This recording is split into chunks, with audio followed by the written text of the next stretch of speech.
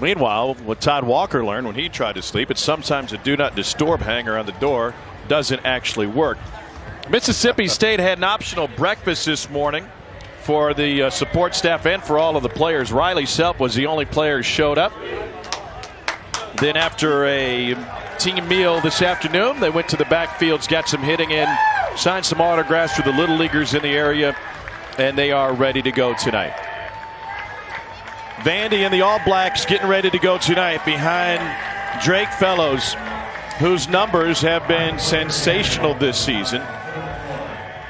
Junior from Plainfield, Illinois, has started 14 games. He has won 10 of them without a loss. He's turned in one complete game and in 85 innings pitched and even 100 strikeouts, sixth best in the SEC. What makes Drake Fellows go? Well, it's the second year he's been the ace of this Vanderbilt staff. Fastball is good. Slider is very good. And when Fellows is going, you're going to see a lot of swing and miss on that slider. That's primarily the combination right there. And you can see opponents hitting just 154 against the slider, 70 of those 100 strikeouts against that pitch. When Fellows gets into trouble, it's just because he creates traffic.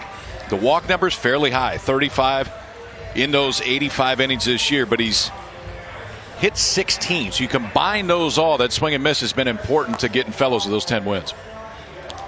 Here's a look at the batting order he'll face today for Mississippi State.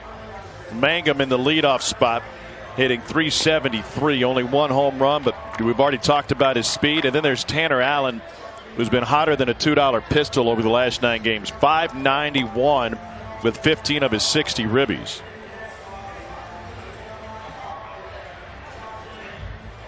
The one thing we haven't touched on in this open, Mississippi State starting pitcher Ethan Small. All he is the SEC pitcher of the year.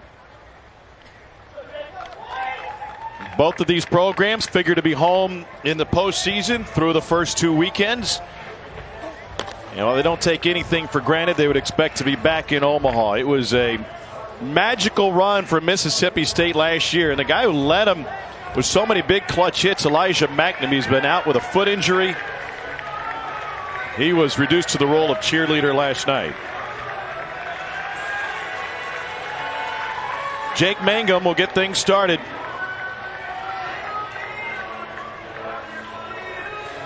.6'1", 179.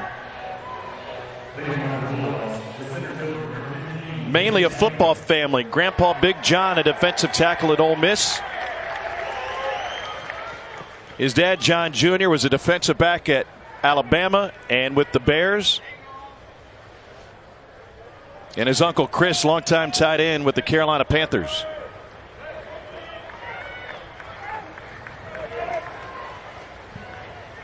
First offering to Mangum.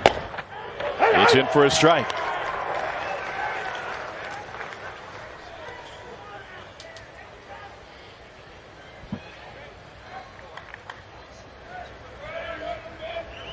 First team all-conference performer again. Mangum, hot shot to first. Julian Infante, all defensive team, takes care of it. How about Mangum sprinting through the bag when he was out by 10 feet? Well, that's what you like to see from any hitter, is just to run it out. One thing you can control is your hustle and your attitude, and for Jake Mangum, that's what he has. Great attitude every time he comes out, and he flat out hustles all the way around the ballpark. There's Rowdy Jordan to the plate. Sophomore from Auburn, 20-year-old. Key part of this state team that made the run to Omaha last year.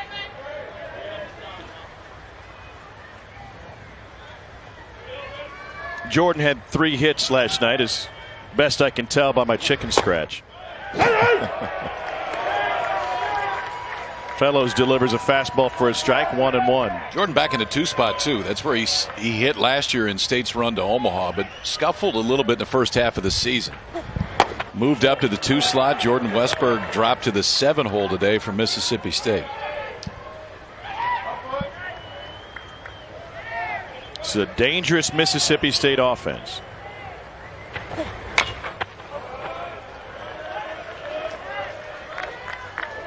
Top 5 in the country in batting average, hits, doubles.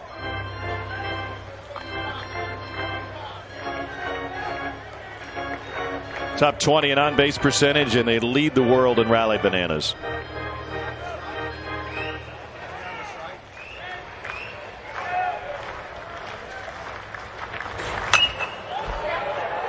Heads up. Earlier today, thought I saw a rally Clementine. Is that in the LSU dugout? I didn't see it. If it was, it worked. 2-2 to Jordan. 2 up and 2 down. Quite a ride for Mississippi State. 4 different head coaches over the last 4 years. Made it to Omaha, but lost to the eventual national champs in the semifinal.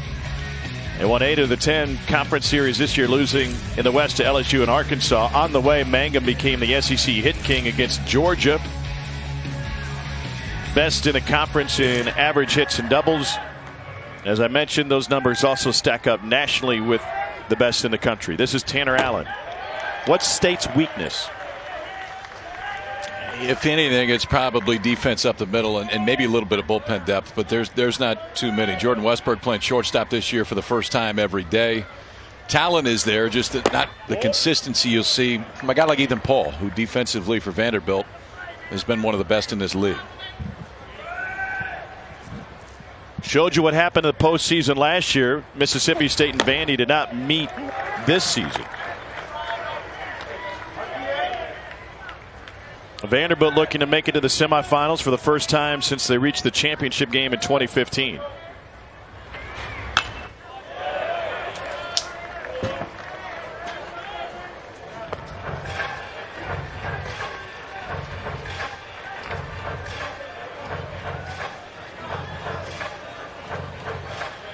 Mississippi State trying to get to the semis for the first time since 2013. They'll do it behind SEC Pitcher of the Year if they can, Ethan Small.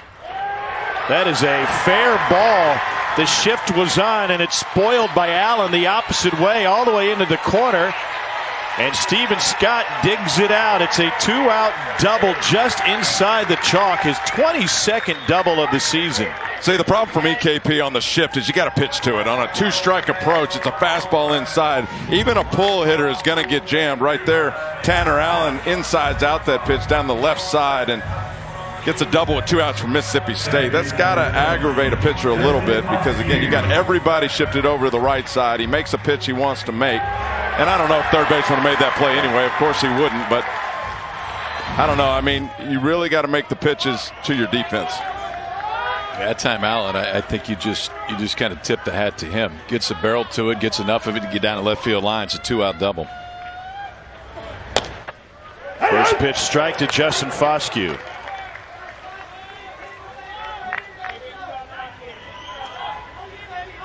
Sophomore from Huntsville, Alabama.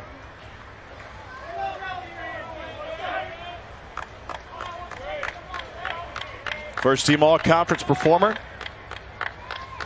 at a Virgil Grissom High School.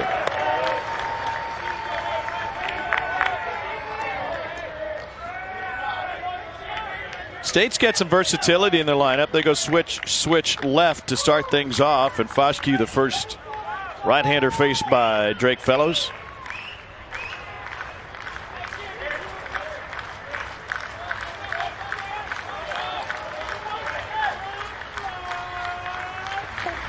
Ball's out. Philip Clark tried to bring it back in for home plate umpire Scott Kennedy.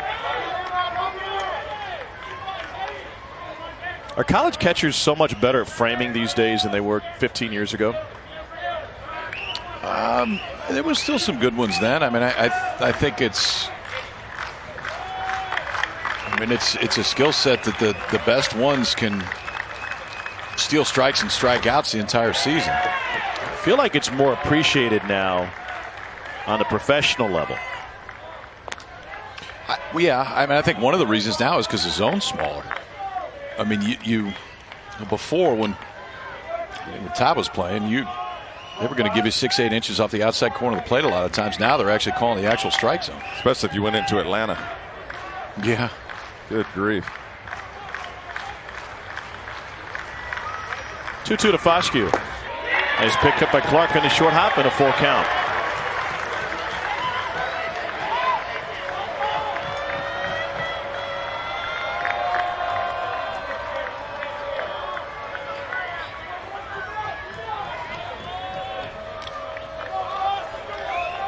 Runner at second is Tanner Allen after his 2-out double the opposite way.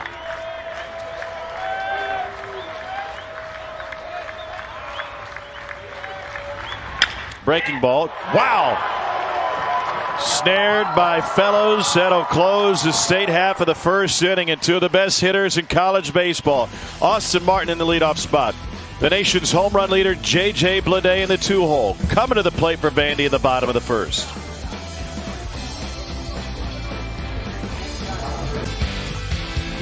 Had been tough to get warmed up today. An SEC tournament record at first pitch.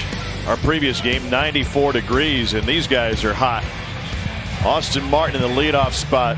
One of the best hitters in college baseball by average. He's at 427, and he has been better than that over the last 23 games. Well, Austin Martin hit well last year, too, as a freshman. 338 last year, freshman All-American. Walks in the leadoff spot for a very good offensive Vanderbilt lineup. Sprays the ball around the field, only strikes out 10% of the time. Austin Martin can go. They'll face Ethan Small. He has struck out 10 or more batters in 9 of his 14 starts. He's pitched to a 1.17 ERA in his last 4 starts. 8-1, the SEC pitcher of the year with a 1.84. 139 strikeouts. He is second in the country with 15 strikeouts per 9 innings pitched. Martin entered this week second in the country in average.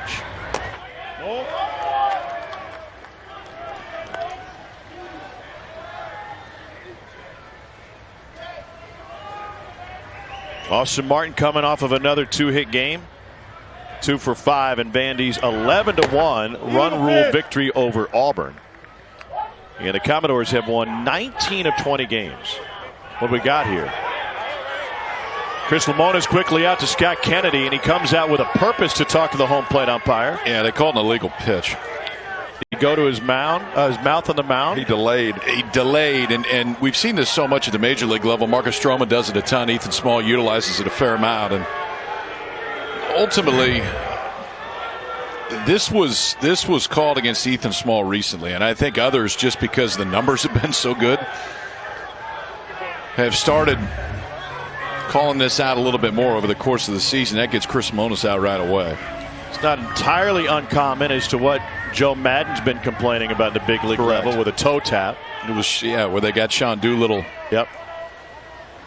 And Corey Guerin. Don't make up the rules. Not hard to hear. And that's the issue at the major league level as well. Because there is gray area as to when those rules are applied, and applied differently sometimes to different players. Well, the rule is a continuous motion to home plate. Tanner Burns does it for Auburn as well, and as a hitter, it's real tough. There's a little delay too. Into right field, and Austin Martin is retired. 1 down, and now we'll have to face the nation's home run leader. Really interesting to see how that affects Ethan Small. Here's his menu of pitches. Fastball heavy. Yes. Yeah, and Ethan Small, he's a few years off of Tommy John. And before he got hurt, I mean, he was a mid-90s guy. I mean, he didn't live there, but he could show you mid-90s. Change up 14%, and then the breaking ball just off of that. But it's the fastball, and a lot of times it's the elevated fastball just up and out of the zone that has allowed Small to be so good. Here's Bleday leading the country in home runs. They've got the shift on again, so Marshall Gilbert has flipped from third to the right side of the bag. Bleday 5 for 5. Tim Corbin said, you know, what's funny is he could have hit 3 of those out pull side, but did what the team needed of him. This will be really interesting to keep an eye on Ethan Small after being called for an illegal pitch in the Austin Martin at bat. And if you've been doing something all year, KP, and I don't know that he's been called for an illegal pitch to this point, then you have to change. What about the mindset? Well, I tell you this, he hasn't changed since they called it. Nothing. I mean, he went and did the same thing a few times after that. And you heard Chris Lamona's when he came out of the dugout, went out to Scott Kennedy and ultimately said he's been doing it all year, don't make up the rules. Now it's an interpretation of the rules, ultimately what it is. But it's one of the things that Small has done. You'll see a continuous, very simple motion to home plate sometimes, and then a pretty significant pause when he goes.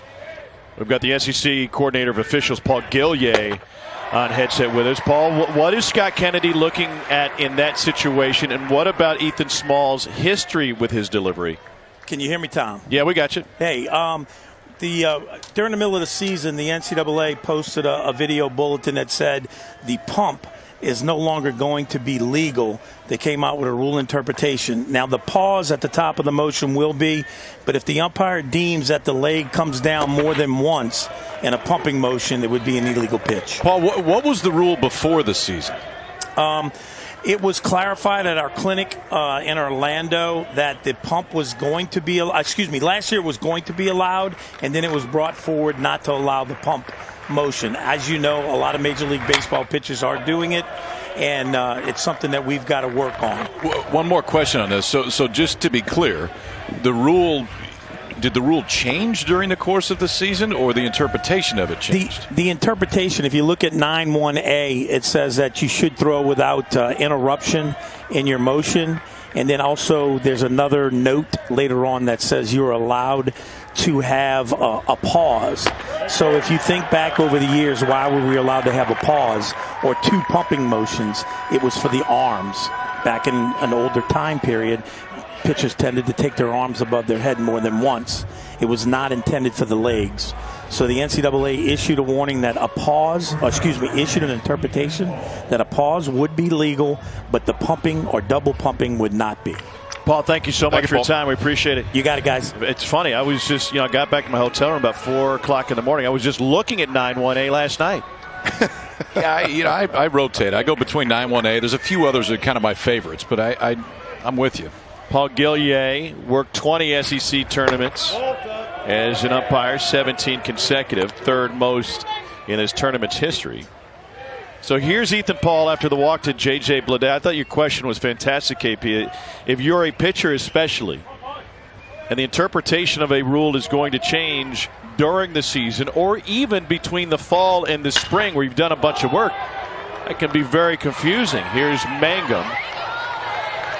In the twilight, puts it away for out number 2. So it's not the pause. The pause is fine. It's the pump. Yeah, it's if you start to go down and come back up, then that's what they'll call. And you saw after that, I mean, Ethan Small had a very significant pause after that. Really didn't change anything up. So this is the pitch that was called an illegal pitch. So the fact that he paused and then brought the leg higher would be considered the pump, because there was a time later in the inning where it dropped it lower before continuing to the plate. Yeah, I mean, I think we start to get into a semantics war on this thing. But, I mean, to me, it would be you got to bring it back down before the leg comes back up. I've seen that based on what Paul just said. I think that the rule was interpreted wrong. That one looked fine. That was the illegal pitch called in the Austin Martin at bat. No harm, no foul in the end. Philip Clark at the plate. Clark, the catcher, hitting .318 with 6 home runs. He's from Franklin, Tennessee. It's a key part of another fantastic recruiting class for Vanderbilt. Clark coming off of a 2-for-5 in the win against Auburn. 1-1.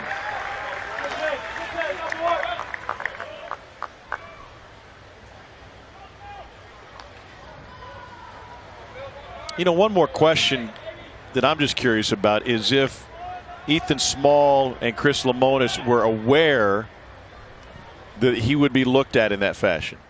That there would be extra attention. As the season went on, yes. And I can tell you this, if you're in the other dugout, the first time he does it, it's the first thing you're yelling. Whether you think it is or whether you don't think it is, it's something that you want to make sure umpires are aware of, and ultimately the guy on the mound is aware of too.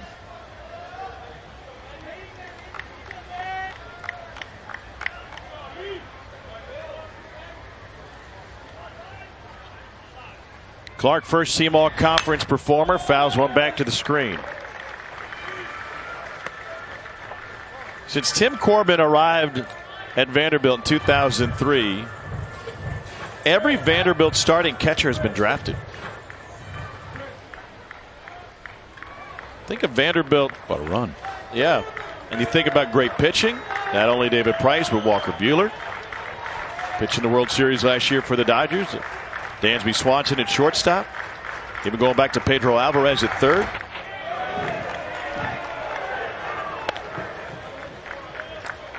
'17th season as Vandy's head coach.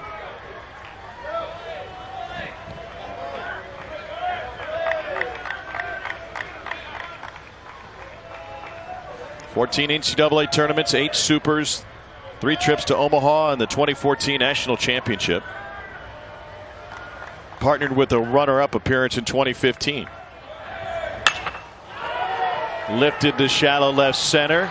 Rowdy Jordan charging into the triangle for out number 3. Well, glad we got the rule book covered for Ethan Small. 9-1A will live in infamy.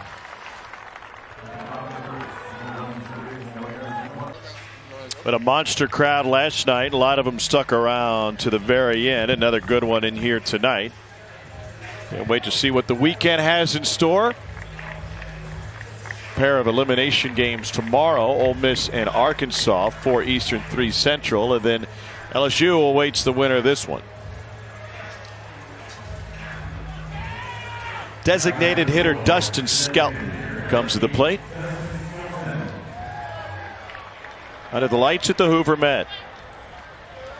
Caught all 17 last night, I think. How do you think his legs are feeling?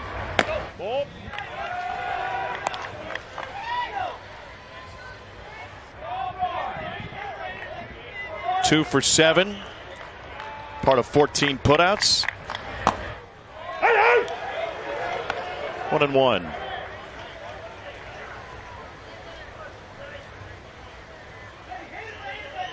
Out of Olive Branch, Mississippi, Magnolia Heights High School. 36th round pick out of Magnolia Heights in 2016. Only 1 home run for Dustin Skelton his first 2 years here. Got 10 this year. To the shortstop. Ethan Paul on the run. Threw it wide. And Skelton will reach on a rare error from Ethan Paul. Only his 6th of the season.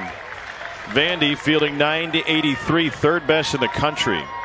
Yeah, Vanderbilt excellent defensively. A lot of reasons at home. They play on the turf right here. Ethan Paul comes in, has time to set his feet, doesn't do it, and pulls that ball to the left side a little too much. If you can set your feet, go ahead and do it. Make an accurate throw to first base. There, I think he felt a little too comfortable. Pulled it up the line. Checking the scouting report as Josh Hatcher comes to the plate from the left side. As good as they are fielding the ball, they haven't turned a ton of double plays. 10th in the SEC with only 29 twin killings. And a big wave from Hatcher. Hatcher only played a portion of the game late last night and early this morning. He was 2 for 4.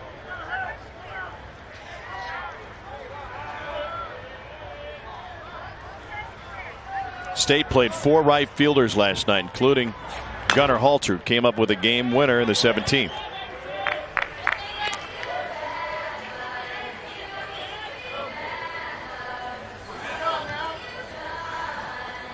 Some tired eyes.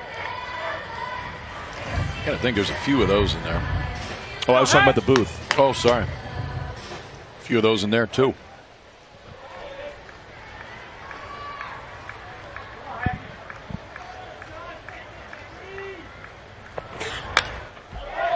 DJ Derrick's still spinning them, though. I would have to say, if you've got a wedding, a bar mitzvah coming up anytime soon, Hire him. We would highly recommend, DJ Derrick on the 1s and 2s.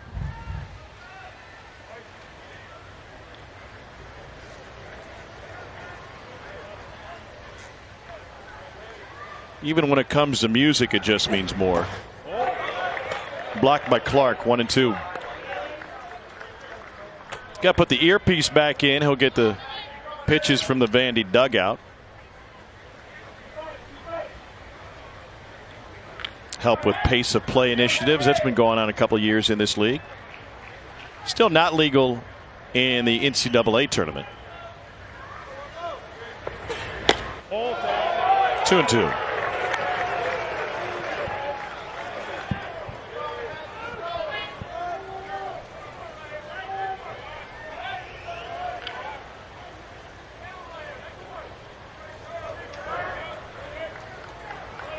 Got the pack attached to his straps.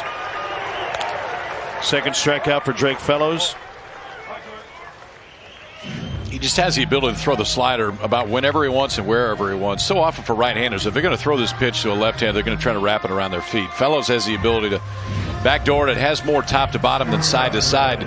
Almost acts as a changeup on that side of the plate because of the sink that it has for Fellows. Second strikeout of the game. First one on that one. Came in 6th in the SEC in strikeouts. Now tied with Missouri's TJ Sikkema with us. Ahead of Sikkema, I should say, now 102.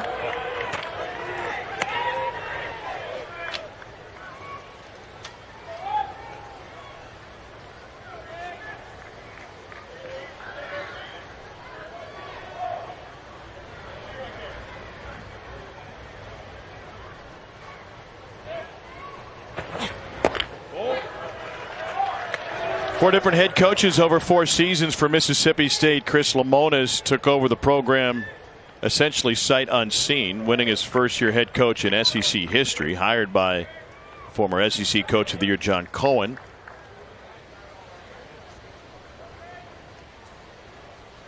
Was a good hitter in his playing days for Citadel. Took him to the College World Series. Nice range. Paul kicks the bag, throws to first, dug out by Infante. And Paul atones for his error. Turns 2 to end the second.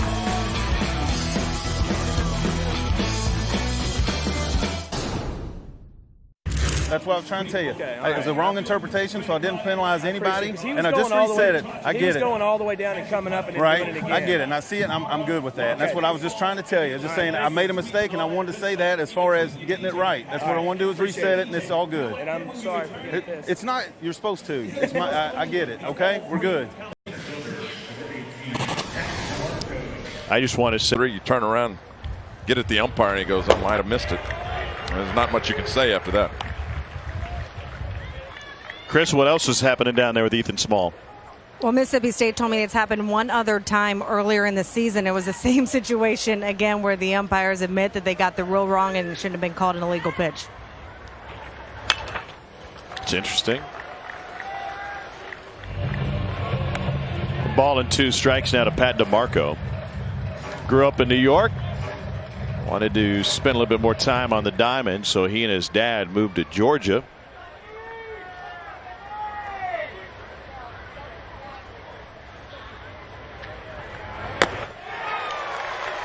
First strikeout for Ethan Small, who leads the SEC in Ks. I got to think 60 to 70% of them are on that pitch right there. It's that fastball that's up and out of the zone guys just can't lay off of. And watch where the swing is. And when you watch the swings and misses on Small tonight on the elevated fastball, almost every time they're going to be directly underneath the baseball. And not only that, KP, the timing's off. Look, I mean, when he delays in his motion right there and sits there, you've got to stay back as a hitter. I don't even know when he's going to release the ball.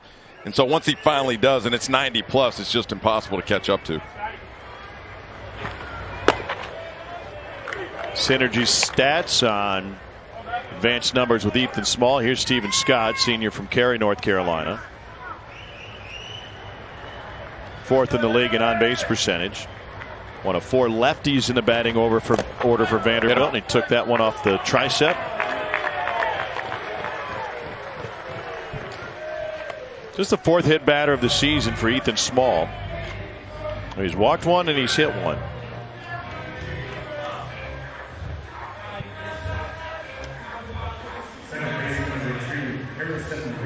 Second baseman Harrison Ray coming up.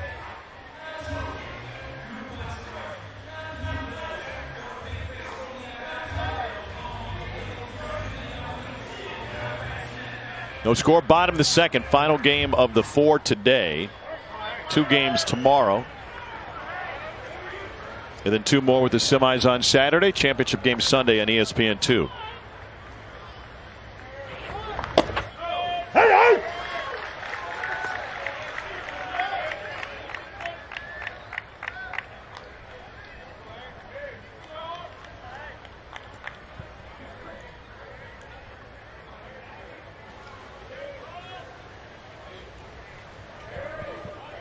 Short lead at first for Stephen Scott, held on by Tanner Allen. It's the second time Small has stepped off the rubber and faked to first. Time asked for by Harrison Ray and granted to the Vandy hitter.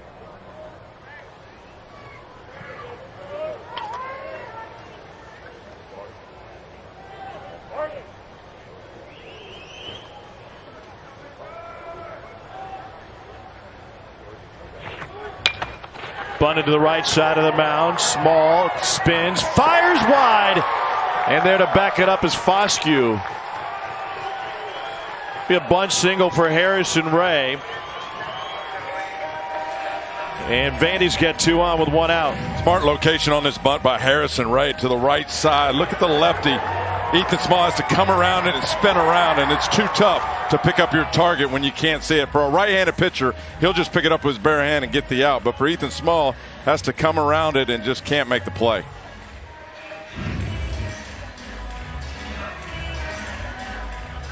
Batting in the 8 hole is Isaiah Thomas, officially a pinch hitter. And Tim Corbin will often put one of his starting pitchers in the 8 hole, see how the inning is progressing before deciding on who his DH will be. And like an idiot, I fell for it. He wrote it in? Yeah, I put his name in my scorebook. At least I'm consistent. Yeah, Raby could have had a Peterson moment. Not sure what kind you mean. I don't either. 400 average for Isaiah Thomas with 3 home runs.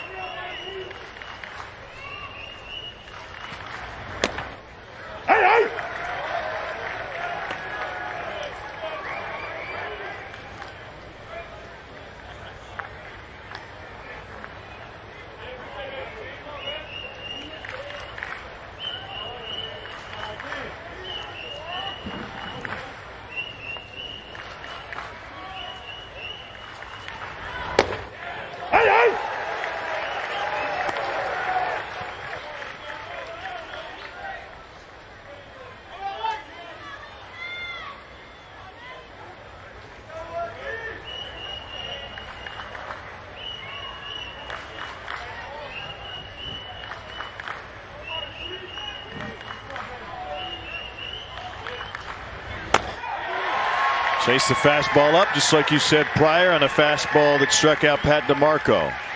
Yeah, that's just kind of who he is right there. Like that at bat is exactly the way Ethan Small wants to get it going. 0-2 count, elevate the fastball up and out of the zone. There's no chance Isaiah Thomas is going to get to that pitch.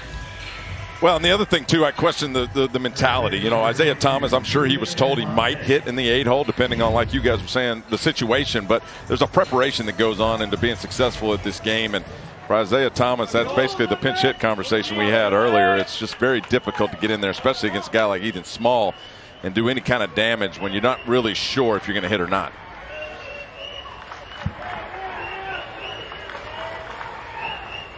Julian Infante at the plate. High fastball waved at.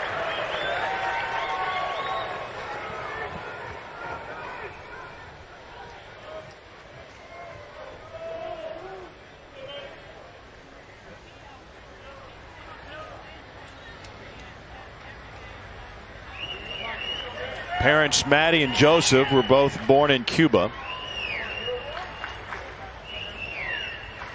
Infante raised in Miami. 0-2. Infante had a big year 2 years ago, struggled last year, and again, I thought he might recover this year, struggling again. I mean, watch his hands early. He's got to have really good timing. Since his hand's up in a certain spot, and when the pitch is coming, he's got to move him back into position. If you're coaching this guy, you tell him to start in that position, and then your timing doesn't have to be so perfect, but I think that's one of the reasons he struggled over the last couple of years. Set the Florida state record for home runs with a BB Corps bat coming out of Westminster Christian. And he belts this one to left. Late jump, Rowdy Jordan won't get there. Vandy's on the board. Scott around third. And Julian Infante drops one in to put Vandy up 1-0.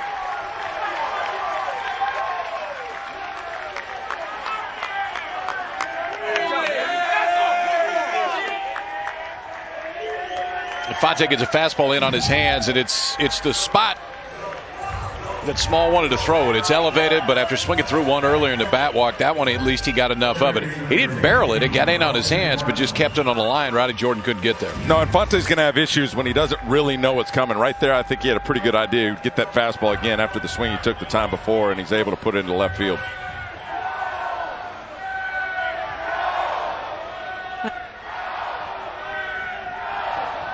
Runners at first and third for Austin Martin.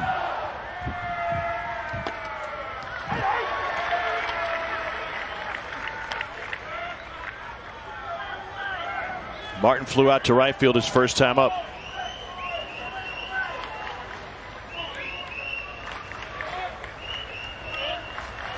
Commodores 33-4 when scoring first this season. Oh. They are 46-10 overall. Tied with Mississippi State and UCLA for the win total in all of college baseball.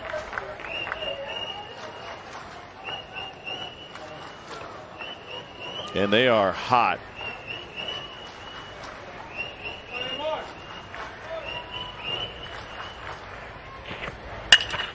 To short.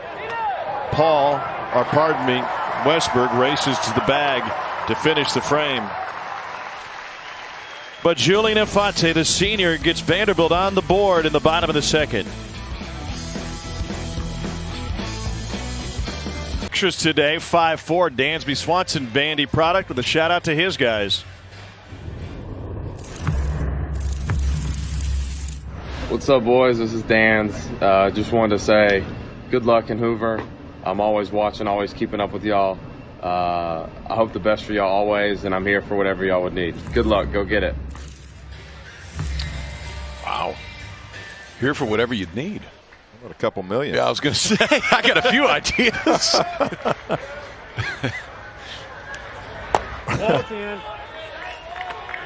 Might go to David Price also.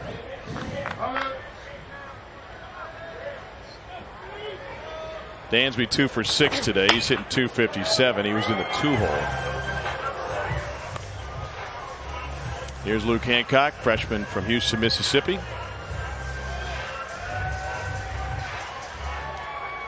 What kind of phone did Dansby have with that funky layout? Maybe one of those new ones. That's what it was. It was a new phone. I wouldn't know.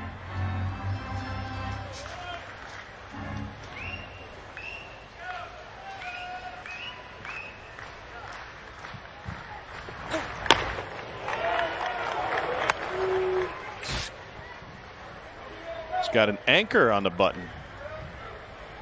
Huh. Vandy branded. Oh, right here. You'd look good with one of those headbands, KP. Keep that thing in check on top of your head. Makes you think I don't have one. Fair. I'll wait till this weekend. I didn't want to roll that out too early. It'd go good with your late night Pilates. Most things do. Good pitch right there. Slider just locked him up.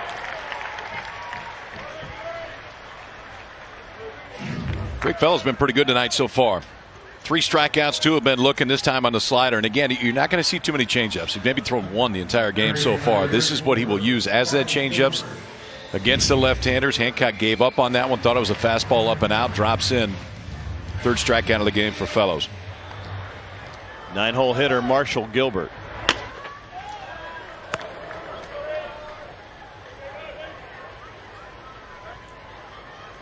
Gilbert 1 for 6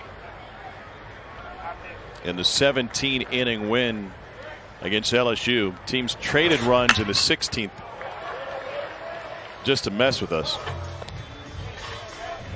How about the crowd? Not just LSU, but State fans sticking around until 3 o'clock in the morning to witness the end of that one. You said it. I mean, the crowd is here at 3 a.m. is more than would be at most other conference tournaments across the country at 7 p.m. Mm-hmm.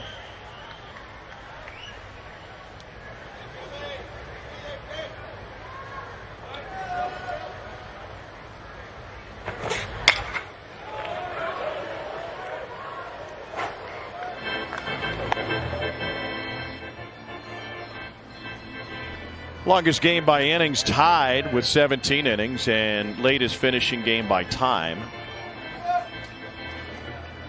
6 hours and 43 minutes. Wake up. Ball. Yeah. Remember, was it last year in Omaha when that guy fell asleep in the stands and Laura went right behind home plate, started whispering, he's sleeping. I think he had some accelerant. To third, Martin under the glove. They'll rule it a base hit for Marshall Gilbert, an infield single. Well, Vanderbilt and Austin Martin used to those high hops playing on turf at home, and right here the only chance Austin Martin had is go out and get it. Misses the ball. I think he would have been safe anyway. Does the correct thing, charging it, get your glove out in front, try to catch it out in front, but Austin Martin can't find the handle. Base hit for Gilbert out of the 9-hole.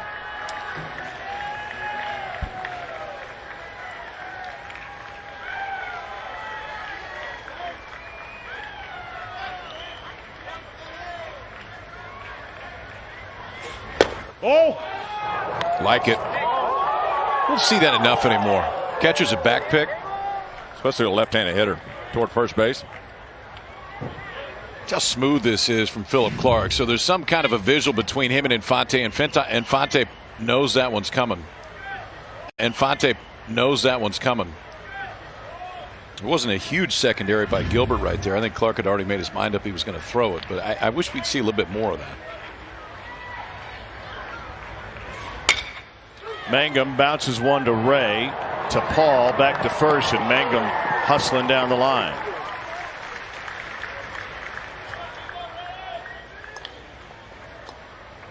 Tell you what, there's no waiting around with this kid. Jake Mangum is going. He's kind of made a conscious effort just to take the first pitch after what happened in the 10th inning last night. He was frustrated with himself going after the very first pitch, so he waits one and goes for the second, both times up tonight.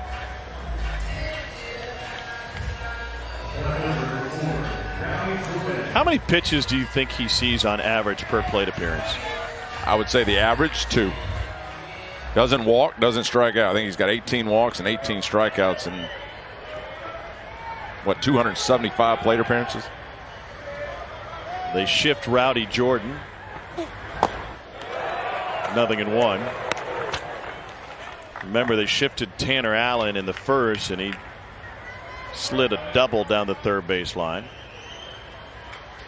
Ethan Paul to the right of the second base bag. Austin Martin, the only one left on the left side. Infield to Paul, in the outfield opposite way with Pat DeMarco shading that direction. 92-mile-an-hour fastball, 0-2.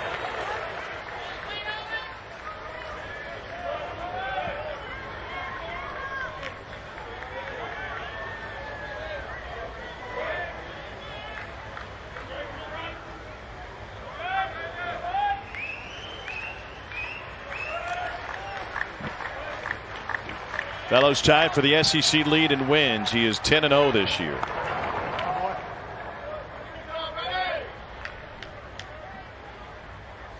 Mangum 21 of 27.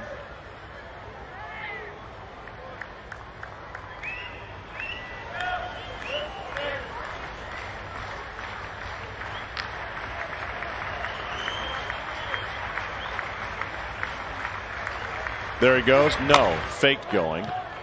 And it's fouled off.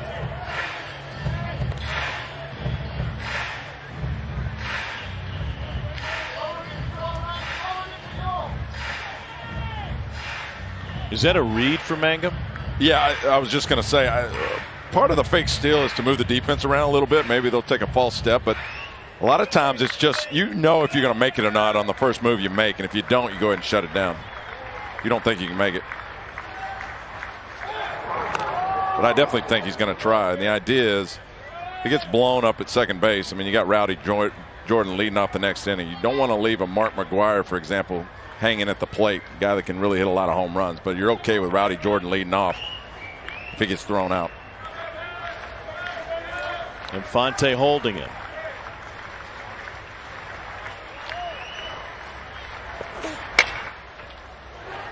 Perfectly placed is Austin Martin. And that'll close the visiting half of the third. No runs, a hit, one left, two stranded through three. We'll hear from Chris Lemonis after this. Welcome back. I'm joined Mississippi State head coach Chris Lemonis. And Chris, Ethan gets called for the illegal pitch. How do you not let that affect him and overthink it as he goes forward?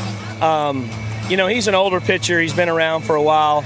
It's unfortunate we got a new interp about a couple weeks ago on it, so there's a lot of confusion right now. But he didn't do an illegal pitch. He did it the right way, and the umpire saw that, so that was the good thing. Your boys had a long night. Now they got to sleep in, but how have you seen the legs and how they've rebounded since last night? I think they're good to go. Ethan's kind of settled in. It looks like he's loosened up a little bit and pitching well. And we got our work cut out with this guy on the mound. Their guy's pitching really well. Appreciate it. Thanks, Coach. Thank you.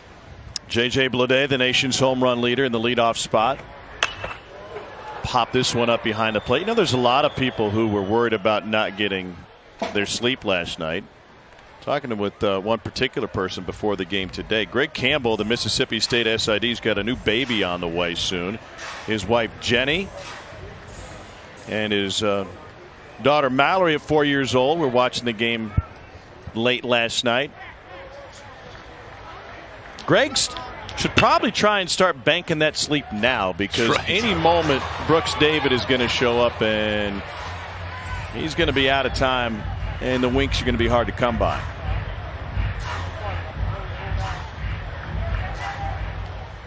We wish the best for Jenny and for Greg and the entire Campbell family. Here's the 1-2 pitch.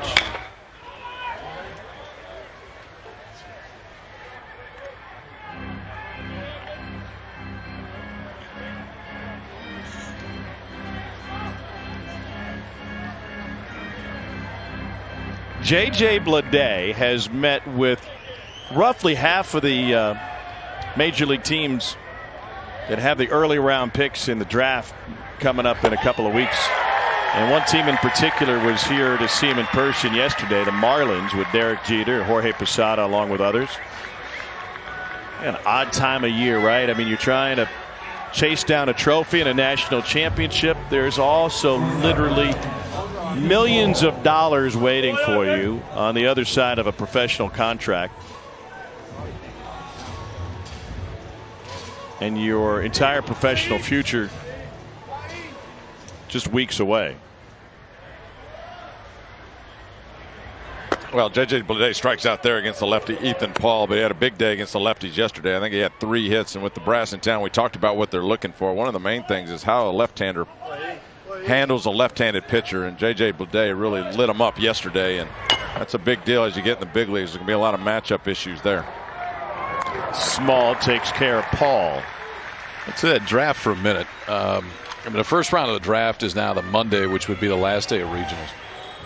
And I would hope, and I know there's been some discussions, but if we could get the draft off of a day to where guys are potentially playing what's really the most important game of their entire year, that's something that we got to be able to do with Major League Baseball, because for some of these guys, I mean, you're forced to take phone calls in the middle of a game like that to say, will you take X in this spot? And we've talked about it before. You'd never do it with the NFL draft during the bowl season. You'd never do it with the NBA draft during the NCAA basketball tournament. We got to get past it on the baseball side. This one lifted to right center field. Jake Mangum on his horse, and he covers a ton of ground. He's been drafted twice, turned down the pros twice. Not just any teams, but the Yankees and the Mets. 1-0 game.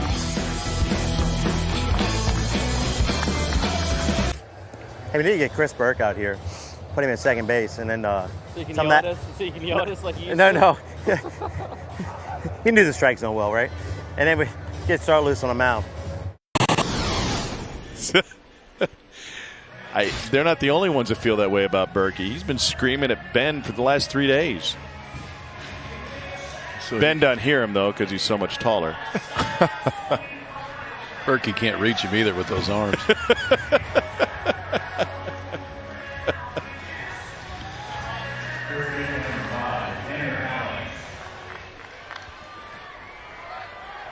Here's Tanner Allen. It'll be Allen, Foscue, Skelton. 4 and 5 spots in the order. Last time they met was in the Super Regional in Nashville last year. Finale of that one went 11 innings in a game that clocked 5 hours and 16 minutes. What a way to set up Omaha. It was the next night. That was Sunday night, if I'm not mistaken. And then Monday. Was it? And then Monday, it was Florida and Auburn for the final spot in Omaha. Does that sound right to you? Yes. Yeah. The late Langworthy home run to send Florida there. I just thought it was great television to get the viewing public who maybe hadn't watched a whole lot of college baseball ready for Omaha before we even got there. A walk-off home run game 1, a walk-off home run game 2, a game-tying home run to send us to extras game 3 that was eventually won by State. McNamee won at game 1. Blade won at game 2. Ethan Paul takes care of it. And Tanner Allen retired. As we get towards the postseason this year, I think those experiences for players not only responding to the pressure but also getting ready to achieve a dream like going to Omaha, they've become invaluable because they know what it takes and they've been in those positions. Yeah, for a lot of these guys on the field. I mean, we talked Mississippi State's lineup. It was 6 of the 9 went on, but guys like Westberg played a part at some point. Foscue played a part at some point. Ethan Small, a little bit similar role this year as he was last year. It won't be matching up in a super this year, that's for sure. Both will be top 8 national seeds.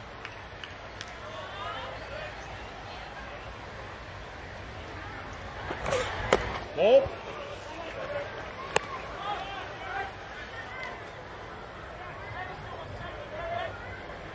No runs on 2 hits for State, a run on 2 hits for Vandy.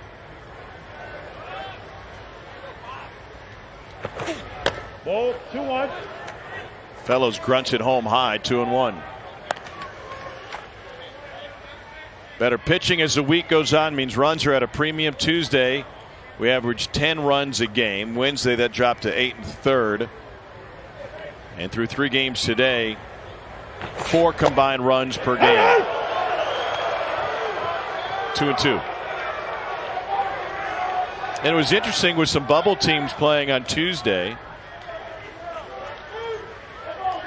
The number of teams that threw their aces, or at least Friday night guys. Tommy Mace went for Florida.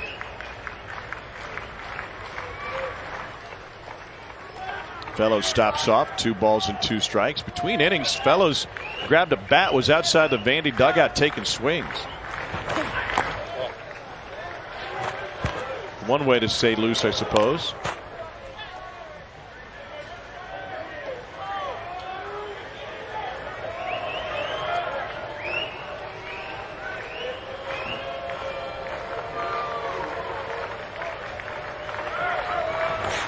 Ball 4. 1 out walk. Monday 2 Eastern will get you set for the road to Omaha with our SEC Now team. Comprehensive breakdown of the road to the College World Series for all teams in this conference that will make it. Projected 11 right now, which would be a new record. And also preview the upcoming regionals. That's Monday 2 Eastern on the SEC Network. Also streaming live on the ESPN app. These are the ranked teams. 8 of them ranked, 11 projected to make it in.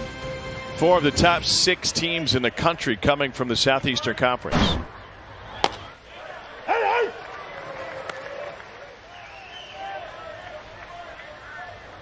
Outside of those top 4, your top 6 team in the country, obviously you have a good chance to get to Omaha.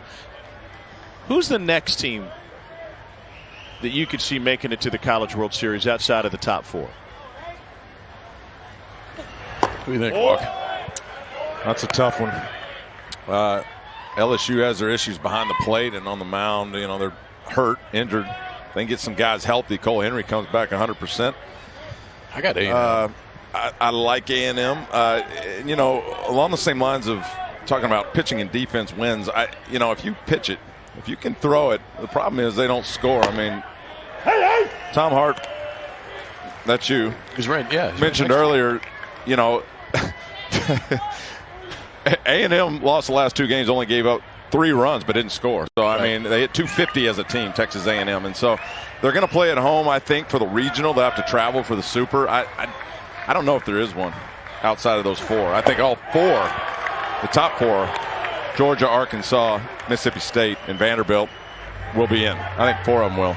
Todd Walker mentioned that A&M would likely be home. 15 1/3 no-hit innings in 2 games without a win. How much of that do you focus on how great their pitching was versus the lack of offense? Yes. Okay. Because, I mean, that's who they are. If they hit, they got a chance to win a lot of games. And they don't have to hit a ton. Just hit enough. Because I would be shocked if they don't pitch.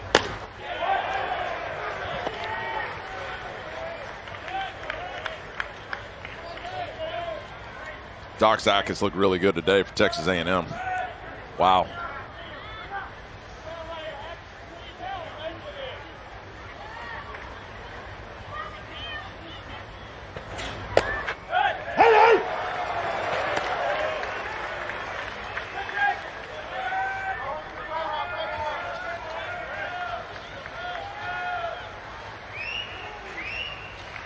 No balls and 2 strikes to Josh Hatcher.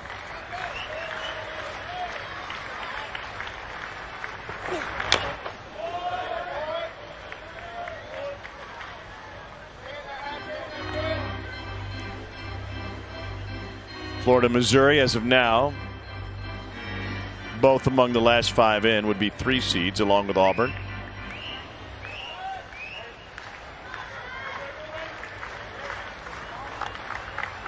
LSU in position to move into a 1 seed. They'll be in action tomorrow night, 2nd game of our twin bill against the loser of this one.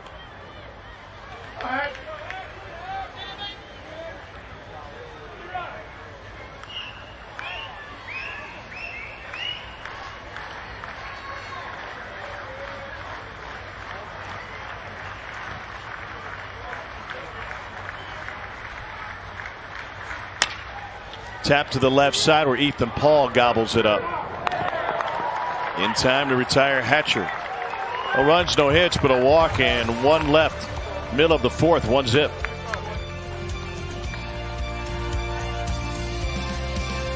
Inflatable games, video simulators, zip line, miniature golf course, sports bar. Now you're talking my language. Live entertainment. Fans can go in before, between, and after games unless games end at 3 a.m. SEC Baseball Fan Fest, free to the public, and fans with tickets to the tournament can come and go to the games as they please. But we will not get Todd Walker on that contraption. Nope. I think I can handle that one. What, you said you're afraid of heights? That one's not as big as some of the other ones I've seen.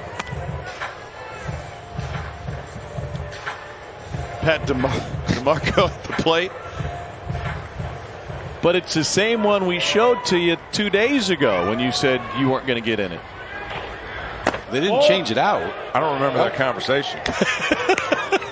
It was on 2 a.m. live American television. We could go back and we can pull the footage. That's what we pointed out, that you fly airplanes, but you're not comfortable sitting up there. This was actually 2 nights ago. It wasn't even when our brains were fried. It shouldn't have been. My brain's always fried. What was that?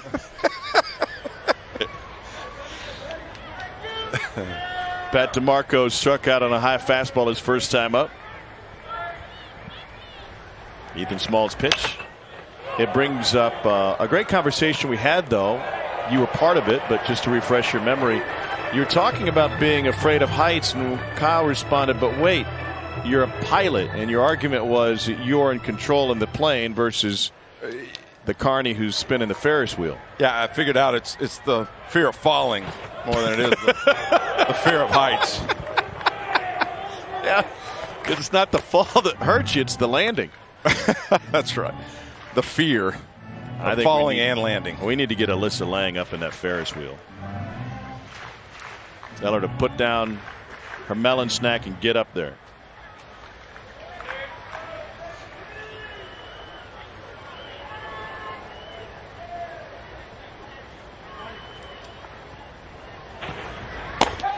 Strike three looking. DeMarco struck out swinging on a fastball and looking at a breaking ball. I know his fastball's really good. I'd like to see him throw that one more, because that one's got plenty to make guys swing and miss. I mean, we see the changeup a lot more than the curveball. I think that's a pitch that as Ethan Small moves on, especially when he gets into pro ball, he's going to have to throw this one a little bit more, and it's plenty good to get guys out, especially left on left. But this one just freezes DeMarco. He's now struck out twice, once swinging, once looking. And that shows you how good it is. I mean, you can't pick up the spin on it. It looks like a fastball high, and Pat DeMarco's a really good hitter and just freezes up on that pitch. Steven Scott was hit by a pitch and came around to score. 3 batters later on Julian Infante's base hit.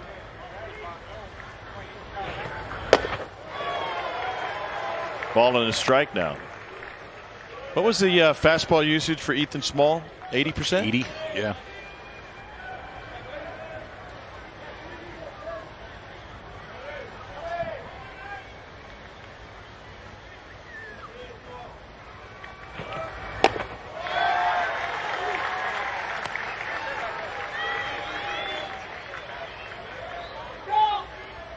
We see Ethan Small pause with his delivery sometimes. That time he sped it up and went. And again, as a hitter, you're trying to time him up. It's almost impossible. You almost be in your set position as he goes into his windup because you don't know when he's going to release the baseball.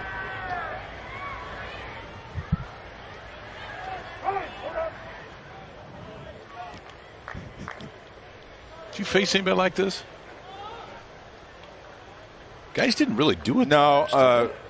Kershaw came in later. I mean, that's who he reminds me of. There wasn't any timing issues. So, I mean, the biggest timing issue would be if they threw that big looping curveball. El Duque used to throw this real slow curveball, and you had to load and go and then wait and then just throw your hands. But I don't remember anybody delaying their windup like you're seeing more nowadays.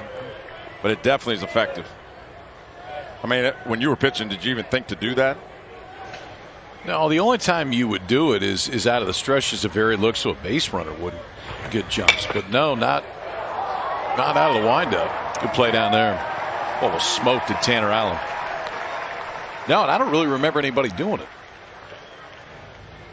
It's a basic deal. I mean, you want the hitter to not feel comfortable, and if you vary what the times are that you go to home plate, it's tougher for the hitter to feel comfortable. Well, baseball's evolving for a lot of reasons. You know, the leadoff hitters kind of gone away. You got damage up top, lightning. You know, you got home run hitters hitting 1-2. You got these shifts going on now that didn't happen 10 or 15 years ago. You know, and then that on the mound, you got a lot of different timing issues in the windup. Speaking of shifts, we'll put one on for Harrison Ray. Oh.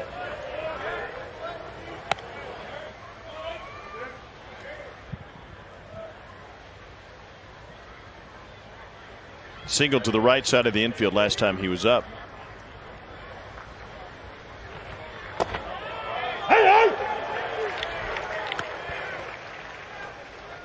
And even though he's singled to the right side, they're going to play him to pull.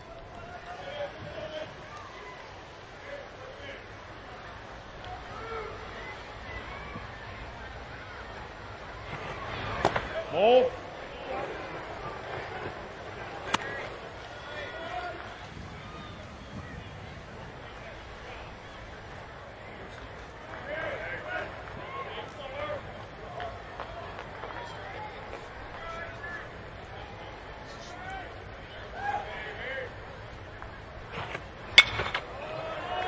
This one will find the seats.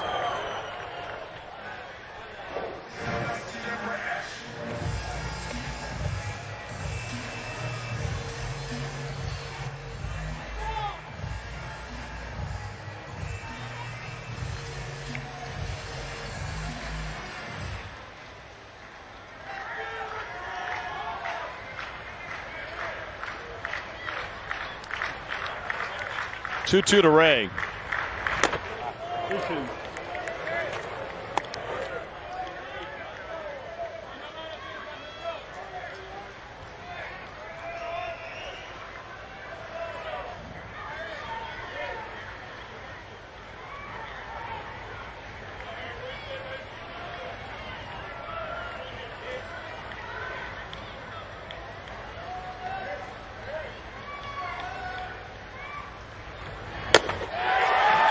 Got him at the high fastball again.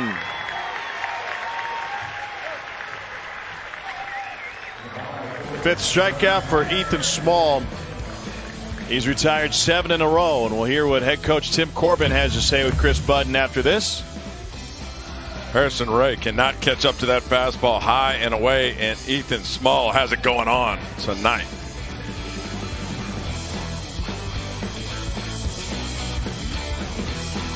Vanderbilt head coach Tim Corbin. Coach, what have you seen out of Drake Fellows' outing so far?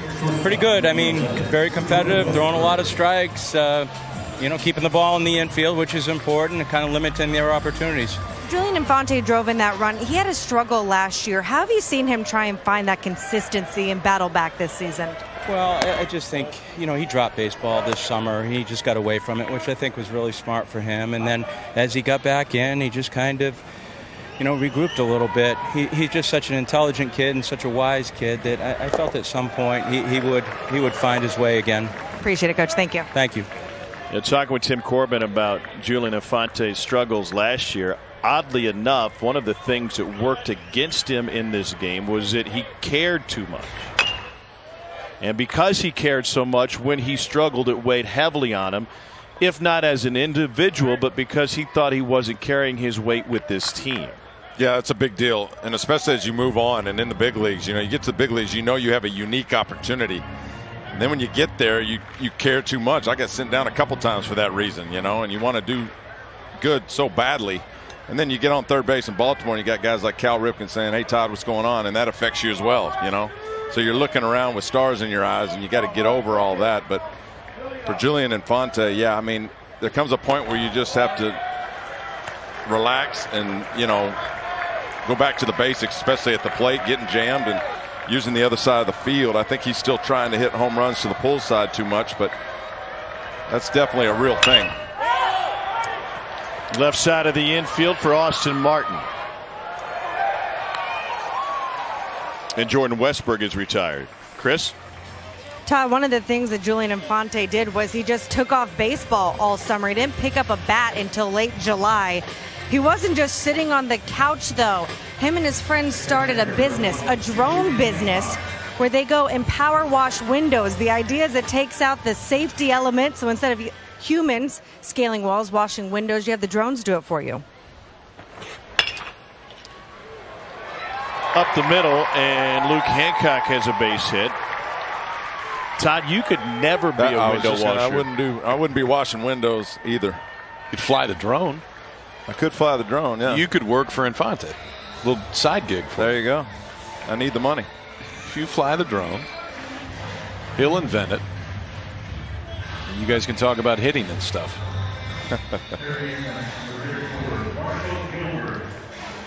Marshall Gilbert coming up.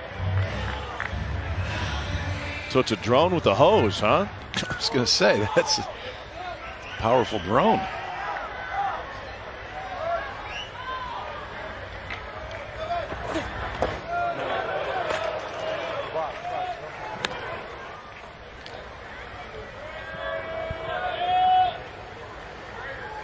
Gilbert reached on an infield single when he was first up in the third.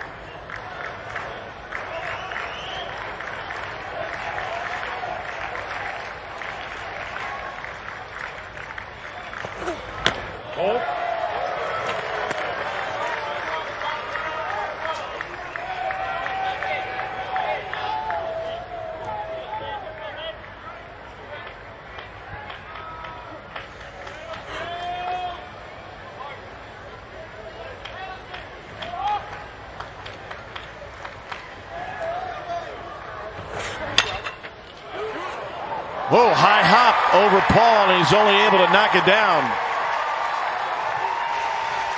Paul committed just his 6th error of the season earlier in this game. And that one came up hot. KP, we've seen that 3 or 4 times in this tournament. That ball just hits a seam and takes a big hop off this natural. turf and grass, and it just hops over Ethan Paul and can't make the play. We've seen some athleticism at short. I think Josh Smith made an identical play. You just got to anticipate the hop, and that's too difficult right there for Ethan Paul, who again is real consistent at short for Vanderbilt.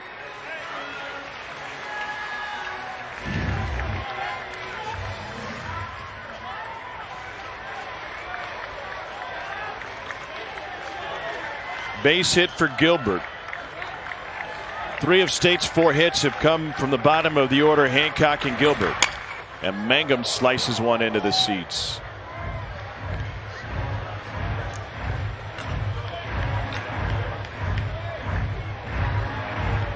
Jake Mangum 0 for 2, ground out to first, and a fielder's choice up the middle in the third.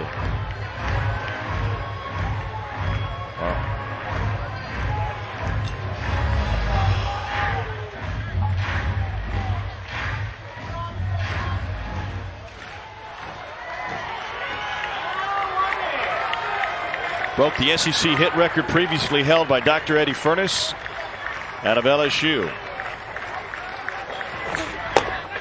Snap throw to first. Whoa, that was close. That throw was closer to the bag.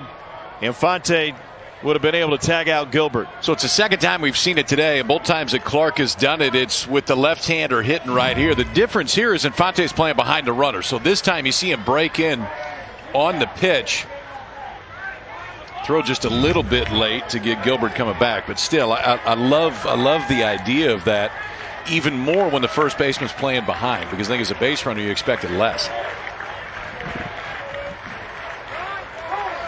Time called. Another look at Philip Clark's hose. Yeah, I'm actually surprised Gilbert got back. You got a runner in front of you. The first baseman's playing back. The last thing you're thinking about is a pick to first. I mean, that was a nice job by Gilbert just to get back to the bag, because most of the time you'll get picked on that play. And like you said earlier, you don't see defenses do that often enough.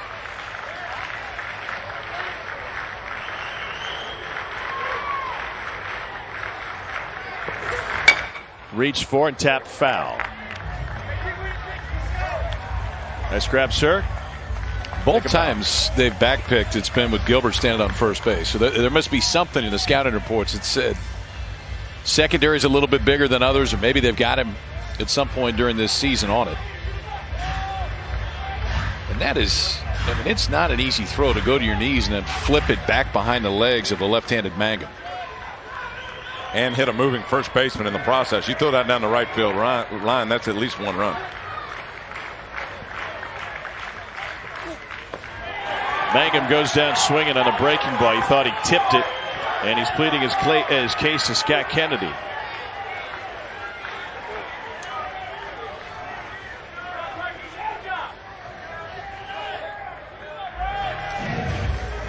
I didn't hear anything on this swing. I don't know if you'll see any. I didn't see any ball movement either. Great job by Clark behind the plate to block this thing up. Look at the curveball and the action on this. 12-6, but also a little right to left in it as well, and hits the dirt and strikes out the hit king.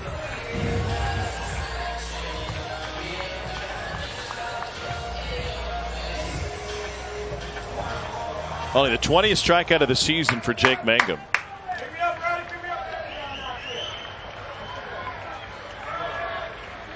Fifth of the game for Drake Fellows. Rowdy Jordan chased that same pitch in the dirt.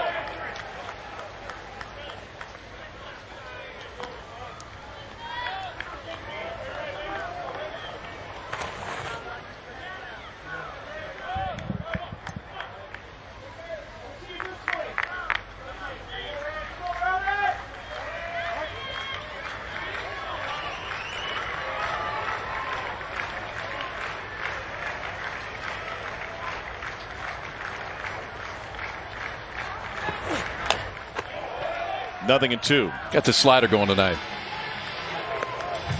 There's not too many right-handed pitchers that'll throw the slider just as often to lefties as righties. And so often for guys that are starters, you need something soft that's going to go away from the barrel. The difference in Fellows' slider is it goes almost straight down. So he can use it the same against a righty and a lefty. Velocity difference is enough to get guys out in front of it, and then that downward movement, he's getting a lot of swing and misses over the top of it or just lazy ground balls.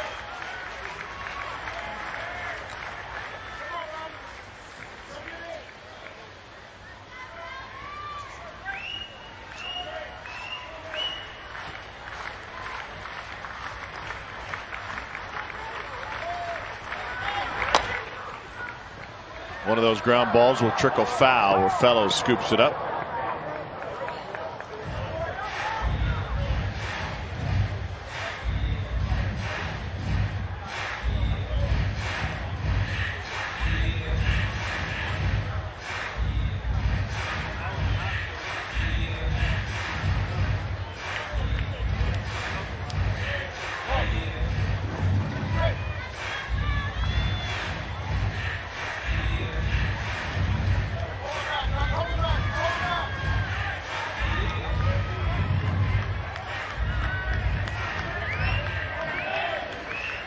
Hancock's a runner at second, Gilbert at first. 2 down in the 5th in a 1-run game. Every game but one, Vandy's run rule victory over Auburn in this tournament thus far has been decided by 2 runs or less.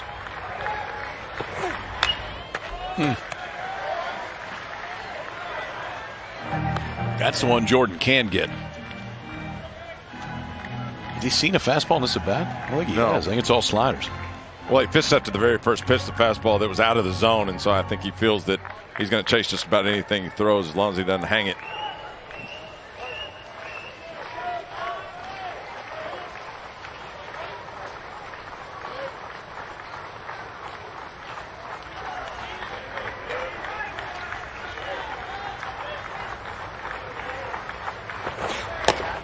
There's a fastball, and it froze him.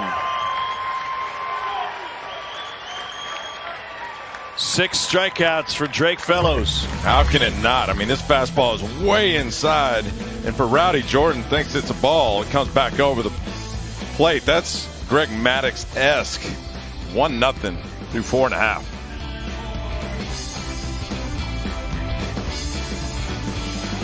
Oil last night, and the 1 o'clock oil, and the 2 o'clock oil, and the 3. I was here taking it all in at third. That's a good game. It was fun to work it. Just realized I have something in common with Scott Kennedy. What do you got? Well, just like you guys did to me last night, Scott was just talking with no one responding. More of a monologue than a dialogue. Did Luke even give him a nod? I don't think so.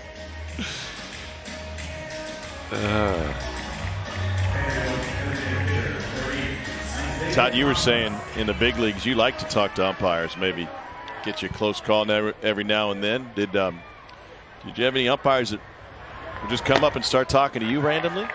Well, if they have the mic, they're more likely to do that. That didn't happen that much in the big leagues, but the idea is, like we talked about in school, the more you get to know the teachers, the less likely they are to fail you. And the big leagues, or anywhere for that matter, for me, I try to talk to as many as I could, and they're not going to cheat for you, but nice this try. game's a game of inches. They may give you the benefit of the doubt sometime. What I learned is no matter how friendly you are with them, they'll still give you a C. Most popular guy in the ballpark, the one with the souvenir giveaway. Uh-oh. Heads up.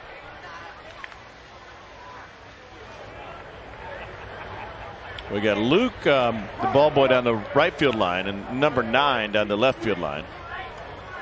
Look at old Niner try to go get this one. Get there. He's got his first baseman's glove. He's ready to go.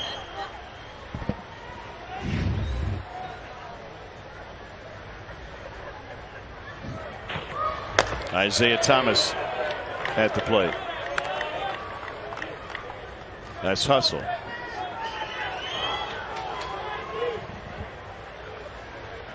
Talk about Ethan Small's fastball usage, and just as a comp, Sean Doolittle this month has thrown 95% fastballs. Yeah. It's interesting. I mean, Doolittle was a position player too. Yep, played at Virginia. Turning pitcher later on, and he's that high spin rate, just up and out of the zone fastball guy that obviously has come out of the bullpen for the Nationals, but he's essentially all fastballs, and it's usually all in the same spot. Guys just don't square him up. It's very similar to Small. When he has it going and that fastball's up and out of the zone, guys just don't hit him. And we talk about the draft. It's in a week and a half. And if you didn't see hitters react to Small, you just came out and saw him throw a bullpen, you go, yeah, it's all right. guys don't hit him. And they haven't hit him for 2 straight years. And at some point, his fastball's been, what, maybe as high as 92 to 90? Shown a little bit more than that in the past. But I think this is a guy that's got a chance to pitch for a while, because if they don't hit you in this league for 2 straight years, that means you got pretty good stuff. Well, I think there's some deception going on. There's some tilt.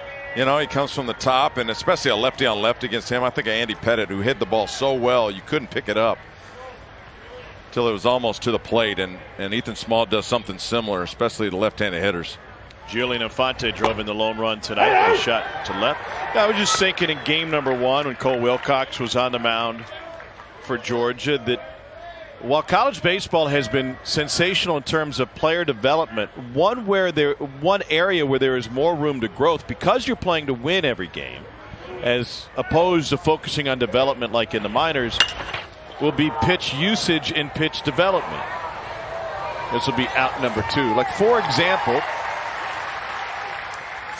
if you're Ethan Small and you get everybody out with your fastball, you have very little motivation to go with something else. Now, once he gets into pro ball in the minors, they're going to say, hey, listen, we're really going to work on the slider tonight. I don't care if you don't get anybody out. You're going to throw 40% sliders in this game. They are, because ultimately the pitch has to get better. But the one thing that's changed from last year to this year with Small is that fastball usage has gone up significantly. Last year he was in the low 60%. This year it's up around 80.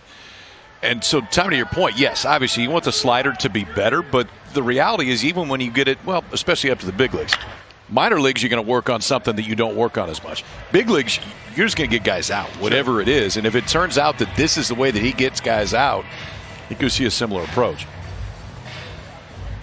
And the big leagues are actually throwing fewer fastball these days than they have in years from a percentage standpoint. But that is overall. 0-1 is a breaking ball that stays upstairs, 1-1.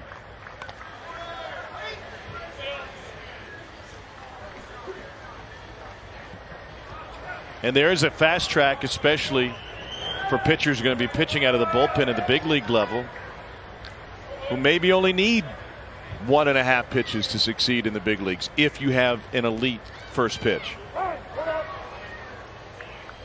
Yeah, or 1, like Doolittle. Yeah.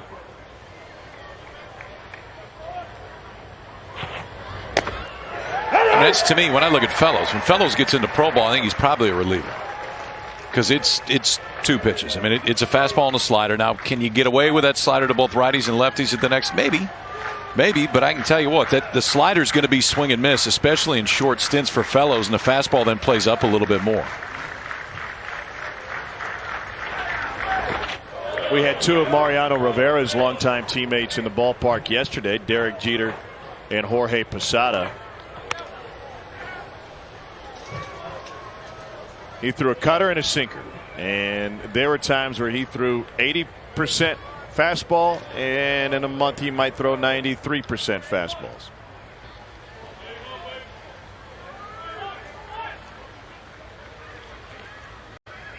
Those 2 pitches, really that 1 pitch, got him to the Hall of Fame. 2-2. Probably made Jorge Posada's job pretty easy, right? Just stick the glove out. Just nod. That cutter was tough. You knew it was coming, but you still had to cheat to the point where you started your swing before you even let it go.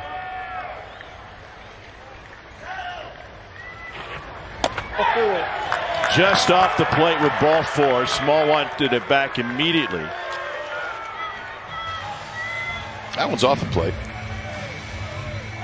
That's where Hancock has to go get it. If he's got to go get it, then brings it back. Hancock gave up on it. I mean, he wasn't even. He didn't even really try to frame that one.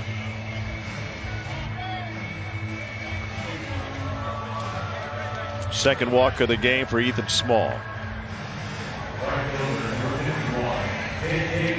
Danger zone for Small. This is the nation's home run leader, J.J. Bleday, only 6 in his first 2 seasons. And then he came alive. The walk-off that he had against Mississippi State in the Super Regional was the beginning of a power surge that continues today. Had a great summer in the Cape.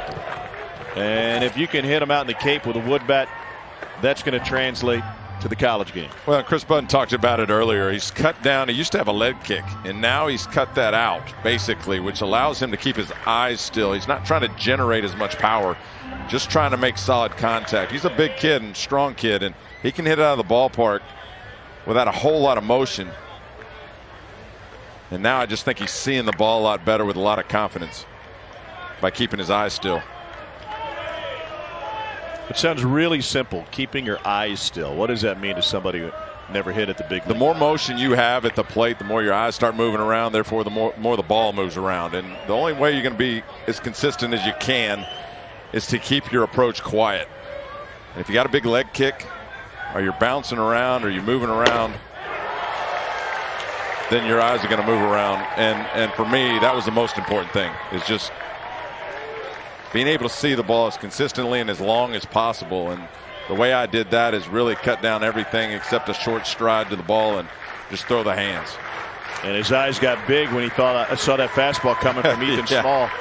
And it just stayed up instead of coming down.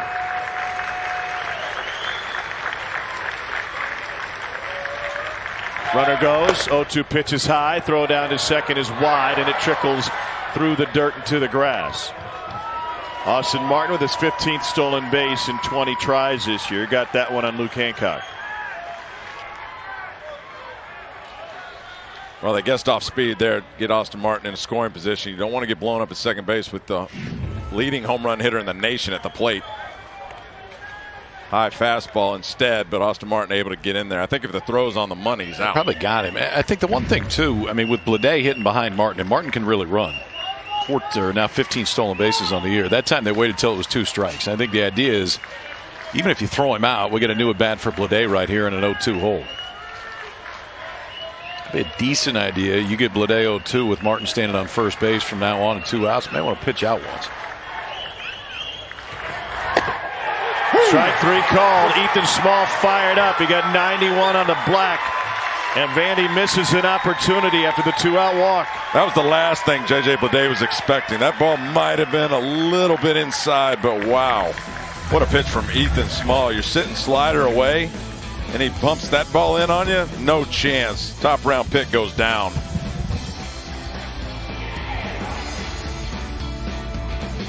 SEC tournament has been played in this ballpark for 24 seasons. This is the Hoover Met in Hoover, Alabama.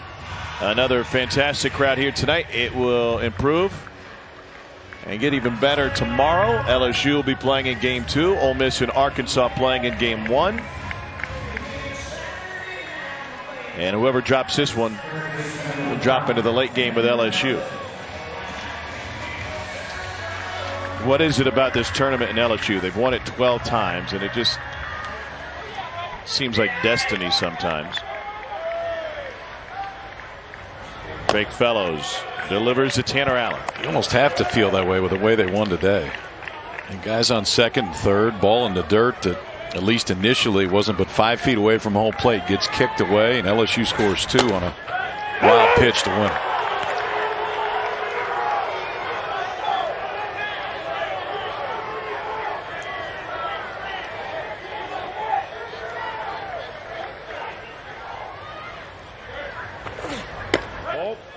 Tough loss for the Gauchos. UC Santa Barbara bidding to host as a top 16 seed. They lost 3-0 to Cal Poly. They need to win one of the final 2 games against Cal Poly to win the Big West regular season and the automatic bid to the tournament. The automatic bid is not the big issue, but there is no Big West tournament. And so just that honor and that title will go a long way to helping UCSB. Their competition as of now includes teams like Texas A&M, LSU, and perhaps West Virginia getting into the conversation. To the right side. Tanner Allen retired. As far as this tournament is concerned, tomorrow 4 o'clock Eastern, 7-seed Ole Miss, 2-seed Arkansas. They lost a heartbreaker to Georgia earlier tonight. Then LSU with a walk-off win against Auburn, 4-3 to eliminate the Tigers. They get the loser of this one. Georgia's got a spot in the semis. Winner of this one will have a spot in the semis. single elimination, double elimination, double elimination, single. Ball. Say that again. Single, double, double, single.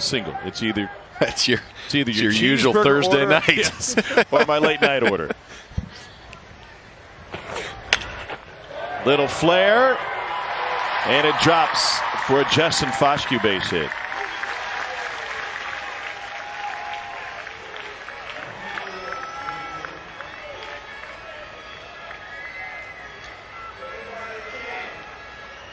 Tying run aboard for Mississippi State and Dustin Skelton.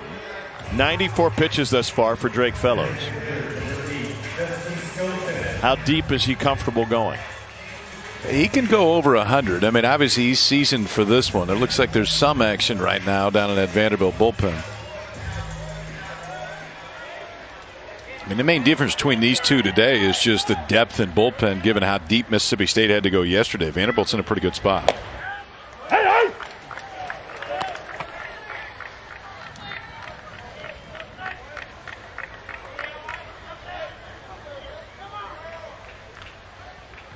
Mississippi State used 7 pitchers in their 17-inning win against LSU.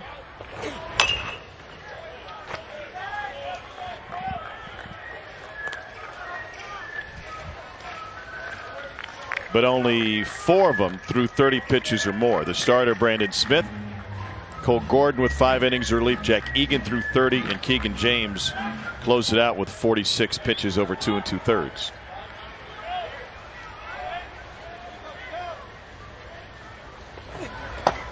Overcooked that one, kicked off Philip Clark's foot. And Justin Foscue will advance on the Fellows' wild pitch. That's got him this year just because he uses that slider so much. It's 13 wild pitches on the year for Drake Fellows now. It would be most in the league coming into today. But Cole Wilcox threw 4 of them.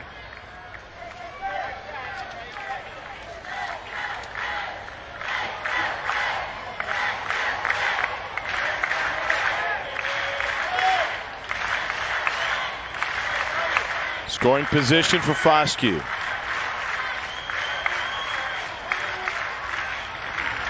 Oh. Stuck into Clark's mitt that time. 2-2. Zach King on the right side, Ethan Smith on the left side of your screen. Communication in the bullpen. 1 out in the inning. Right-hander at the plate, lefty Josh Hatcher to follow. Lefties spread out in this state batting order. Swing and a miss at 91. 2 down.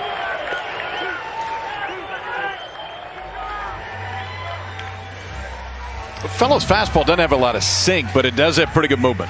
You can see this one just fight to get on the hands of Skelton. We saw him started off the inside part of the plate to a lefty and bring it back over. This one just explodes in on the hands of Skelton for another strikeout. And I always thought the 2-2 pitch was a great time to throw that fastball, especially give him a shake once or twice because there's doubt in that hitter's mind. Especially with first base open right there. Exactly. First base open, you think there's a decent chance you get off speed. And he just climbs the ladder with a fastball. This will be the 100th pitch of the night for Drake Fellows.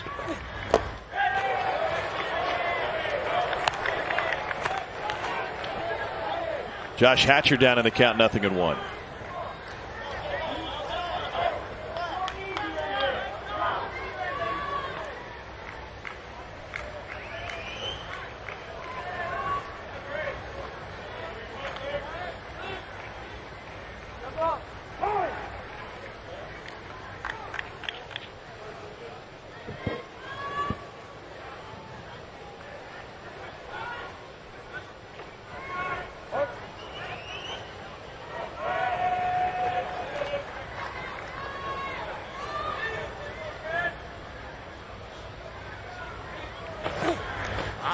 Blocked by Clark.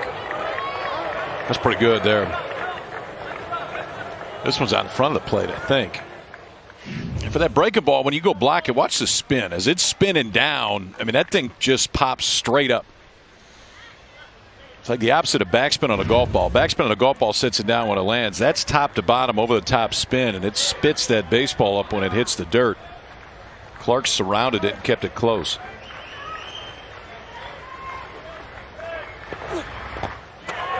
Played that one off of his sternum. 1-2.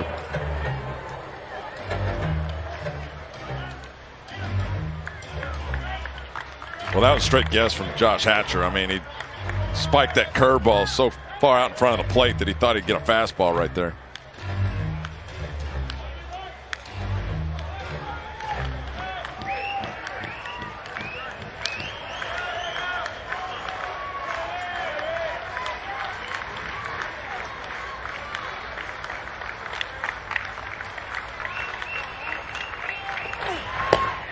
Strike 3 called. Drake Fellows has K'd 8 through 6 innings. He's held state to just 5 hits, and Vandy's got a 1-0 lead.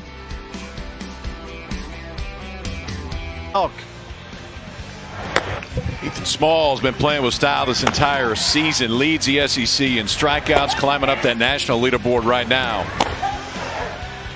You break a balls right there, but for the most part, the strikeouts have been on the fastball tonight. Giving up just 2 hits to Vanderbilt right now, but the 1 run that the Commodores have scored has been enough so far because Drake Fellows has matched him on the other side. 5 innings, 7 strikeouts, just 2 walks. Yeah, you're looking at 1-2 in the league offensively. Mississippi State and Vanderbilt. And they always say great pitching beats great hitting. We're seeing it tonight.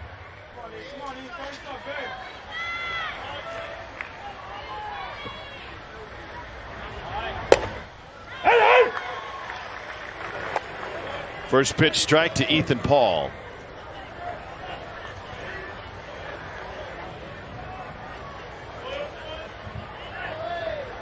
Early in his career, Paul manned second base for Vandy. Made the move over to short. He's been fantastic.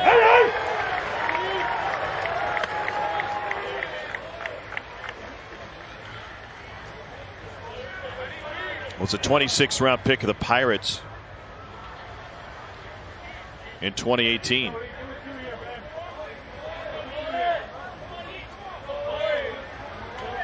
Oh, 2 pitch.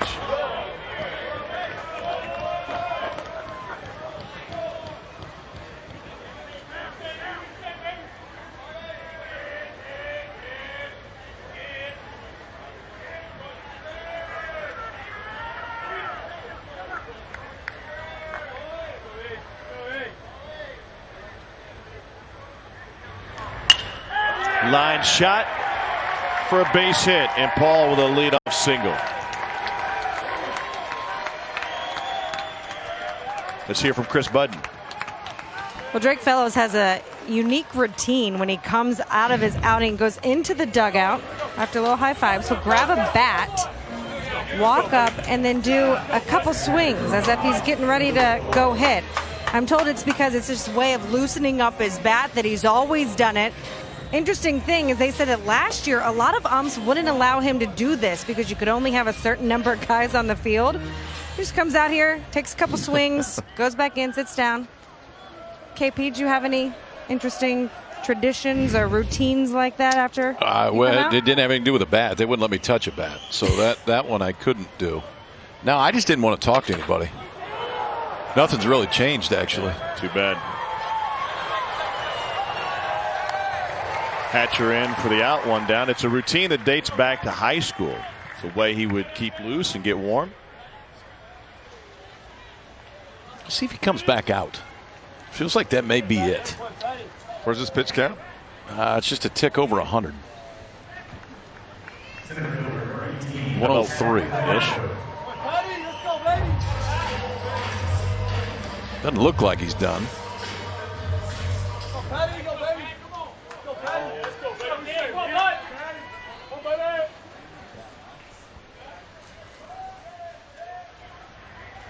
Pat DeMarco 0 for 2, couple of strikeouts. DeMarco had some big at-bats when these 2 teams met in the Super Regional last year.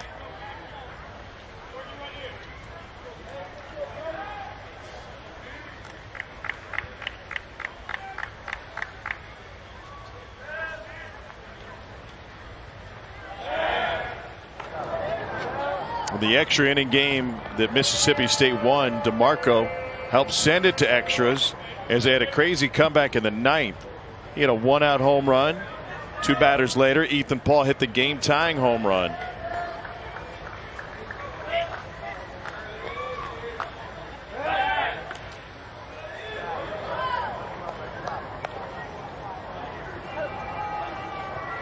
State would eventually win that game 10-6 to punch their ticket to Omaha.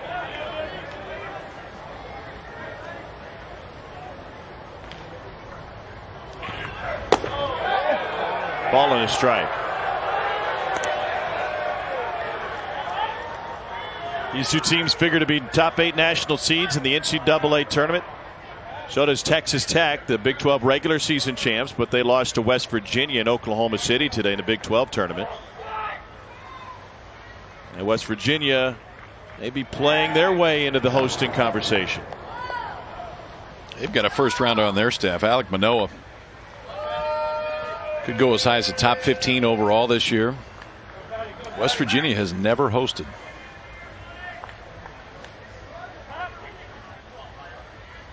You think that will be a home field advantage? They'll be all sorts of fired up.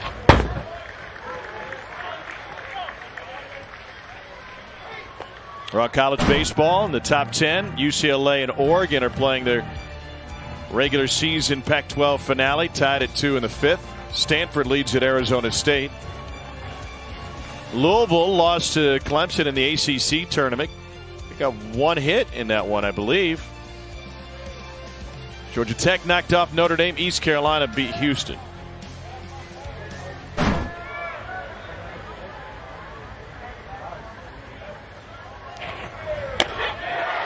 Swing and a miss.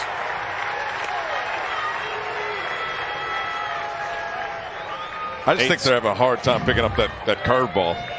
Yeah, I think Pat DeMarco is going to be fine not facing up with Mississippi State until Omaha at the latest now, because that's 3 strikeouts against Ethan Small, and he hasn't looked comfortable in any at bat tonight.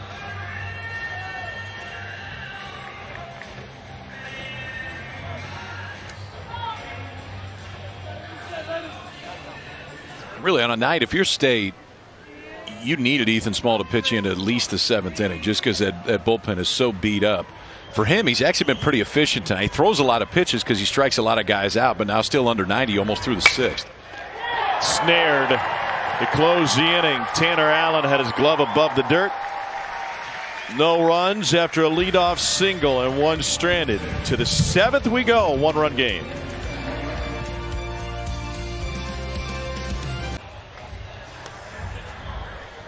Vanderbilt's going to change pitchers. Drake Fellows out after 103 pitches and 8 strikeouts.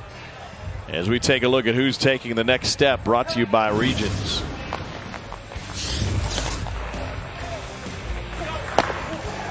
Drake Fellows has gone about pitch for pitch with Ethan Small tonight. That's going to be it for Fellows tonight. 6 innings, but shows you why he's been a Friday night guy in this league for 2 straight years and came into this ball game 10-0. When you match ERA to ERA, Ethan Small was over 2 points low over the course of the season, but Drake Fellows has been his match, and maybe a little bit better tonight. 1 walk, 8 strikeouts, 103 pitches through 6. That'll do it for Fellows, and he'll give way to Ethan Smith on the mound for Vanderbilt.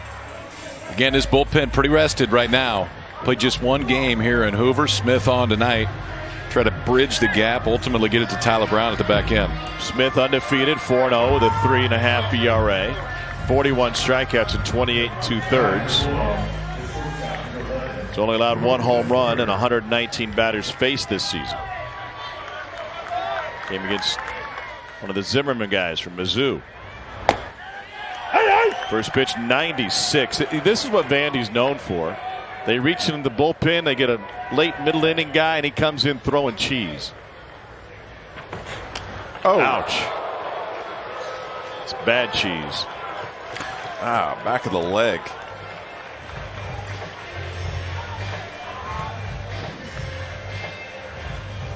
So State once again with a tying run on.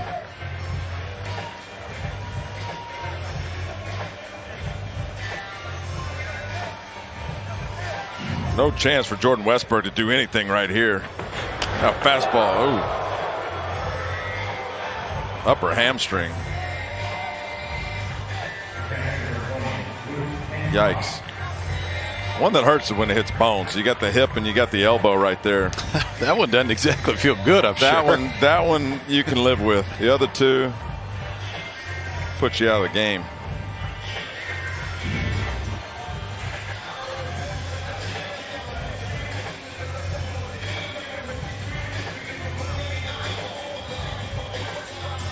Got an issue in the left field corner, and so Steven Scott will have to go find a baseball that came off of the hill.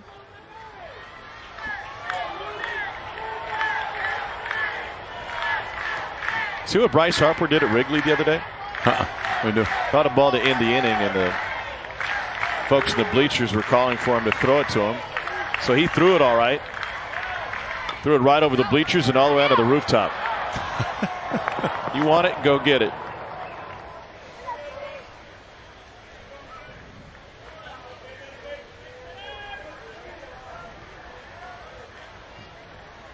So State down 1, trying to play for that 1 run here in the 7th. We've talked about the opportunity to bunt. If you're going to give yourself up, do it.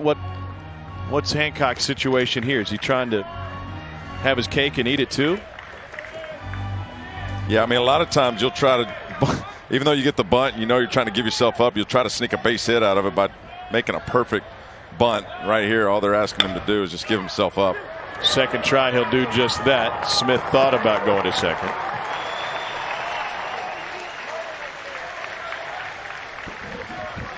Tie game in the 9th. He may go to second base on this one, but Vanderbilt's got the lead. It's bunted fairly hard. Ethan Smith comes off. He probably can make that play. It's going to be really close, but you just want to make sure you get the out there. Giving you one, take one right there. If it's do or die at second base, you probably take that chance right there. Instead, I'm just fine getting the sure out at first.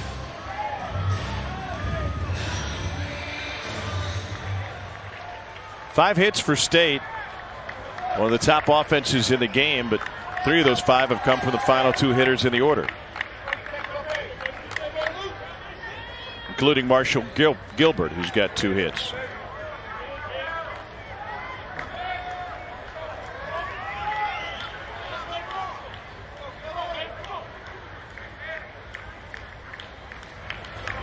Oh.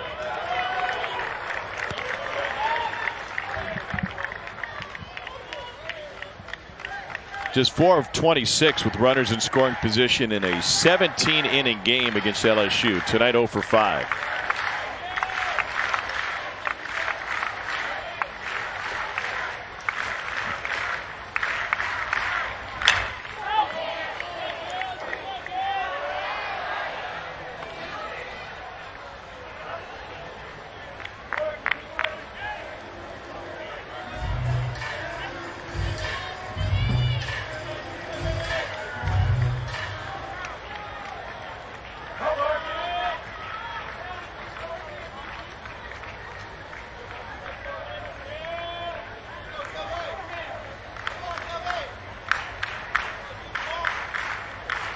Ethan Smith's 1-1 hit him. That hit him.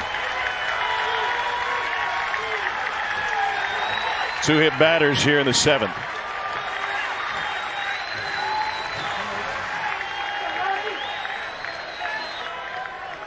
Ethan Smith had hit 3 batters in his previous 28 2/3 innings.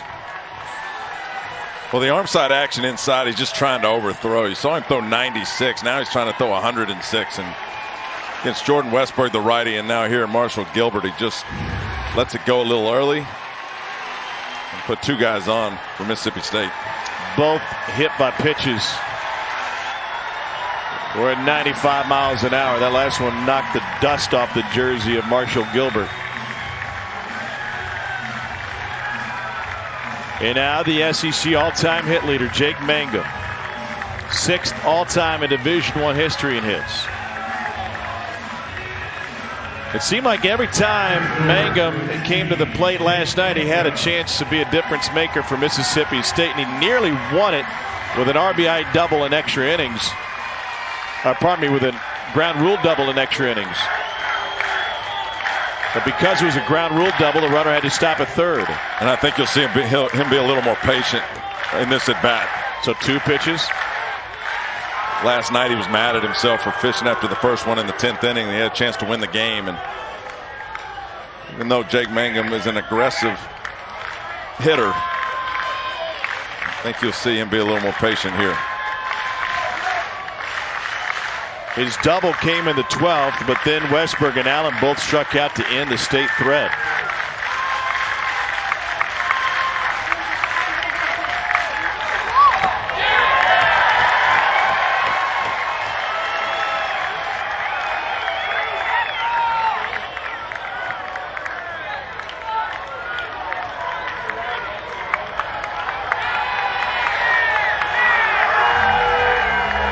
Tim Corbin will head to the mound.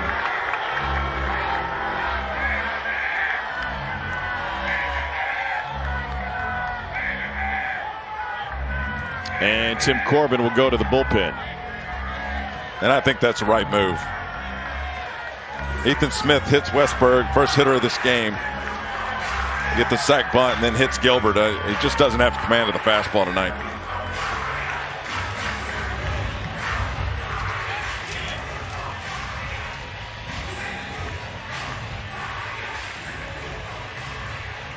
So Zach King will be the new pitcher for Vanderbilt, and he will face the all-time hit leader in SEC history. Jake Mangum won an SEC title, batting title his freshman season. Career hit number 1 came on March 1st of that year. Quickly got to 100 February 25th of 17, and then hit number 200 March 4th of 18. A year later, another 100 hits in the books. And that's when the hit count really started. April 5th of this year, school record 336th hit. And then against Georgia, and the new dude tied the SEC record set by Eddie Furness. He would break it a moment later with a flare down the line that was just fair. And a tip of the cap to the all-time hit king in the Southeastern Conference, Jake Mangum. 372 hits, good for 6th all-time in Division I NCAA baseball. He's chasing 400. Let's move to the bullpen here for Vanderbilt. Change him around to the right side, too. Mangum, the switch hitter. First pitch of this at bat from the left side. Now he'll go back to the right side when the left-hander comes in. Phil Stevenson has the all-time hit record in Division I baseball, 418 for a career that wrapped up in 1982. Then Clemson great Khalil Green with 403, the only two in history to have more than 400 knocks. For more on Jake Mangum's night, here's Chris. Tom, it's a different guy than I saw yesterday. You know, Mangum is a guy who's very emotional. Yesterday, even late in the game when he was having some frustrating at-bats, he was constantly trying to hype up his team, giving high fives. Watching him today in the dugout has kept himself very quiet while everyone else was standing and clapping. He was sitting on a bucket, kind of within himself today. He's a perfectionist at the plate. You talk hitting with him, and it's all about, what do you think? What do I think? What did you see? And there's a lot of thought that goes into that. That's not the right approach for everybody. Were you a thinker at the plate? Yeah, absolutely. And I felt like I was a perfectionist as well. And that's a tough way to live as a hitter, where you're going to fail 70% of the time. You take things too serious, you know. Even if you get a couple of hits, you can't go away from the ballpark happy. But maybe that's made Jake Mangum who he is. He has seen a total of 5 pitches tonight. 1 in each of his first 2 at-bats and 3 in his third. And he'll face 6'6" junior Zach King. 17th appearance for King. He struck out 39 in 31 innings.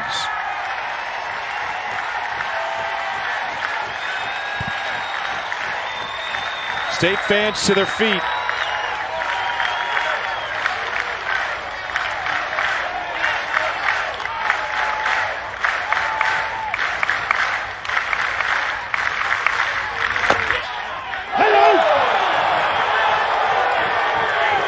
Nobody in maroon thought that was a strike.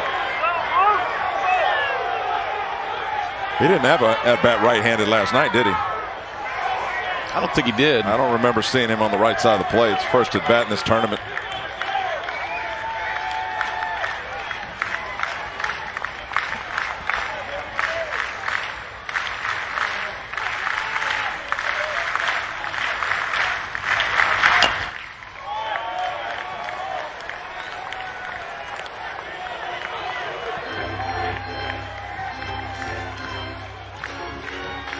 Talk about changes in baseball. You don't see a lot of switch hitters anymore either. It used to be that was the thing because obviously you could match up against whoever they threw on the mound. Now it's you're practicing on one side of the plate half the time instead of giving your full efforts to one side of the plate.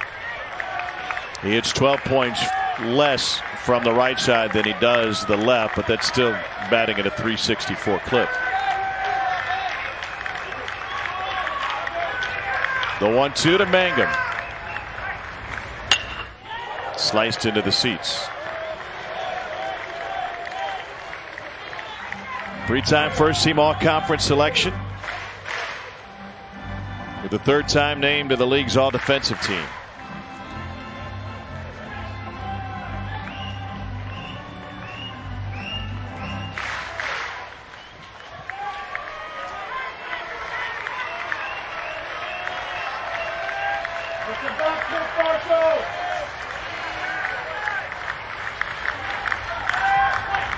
Oh. 2-2.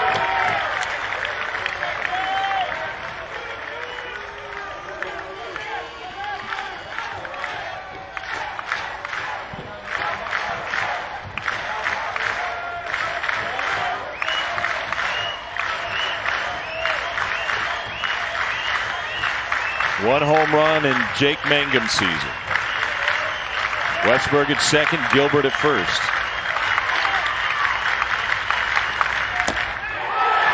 Same location. They thought it was low again. So did Mangum, and late to leave the box. Tommy, you said it. I mean, this pitch was called a strike earlier. I thought they were both down, but earlier in the count, Scott Kennedy called the same pitch a strike. So, I mean, for that one, probably got to protect just based on what you've seen earlier in the at-bat, but both of them look to be a little bit down.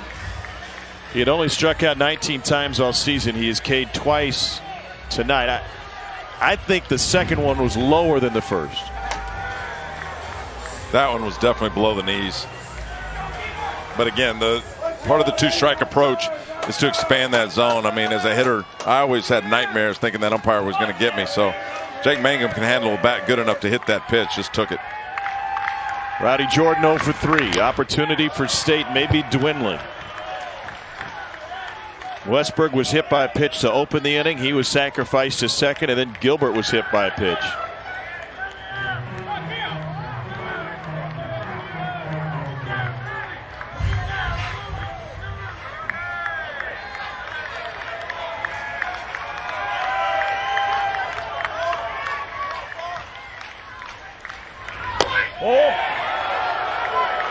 Jordan was great in the postseason last year, was named to the Tallahassee regional team. A regional that State won in walk-off fashion against Hall of Famer Mike Martin and his Florida State squad.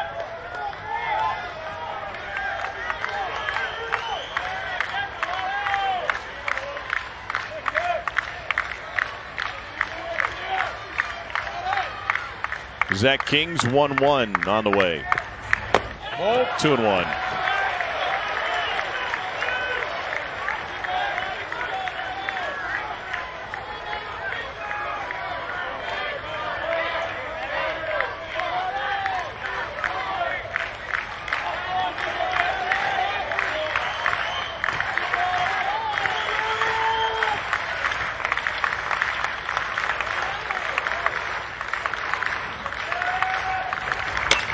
To the right side, a roller for Ray. He will gather and take care of Jordan. Jake Mangum struck out with 2 on. Vandy's got momentum headed to the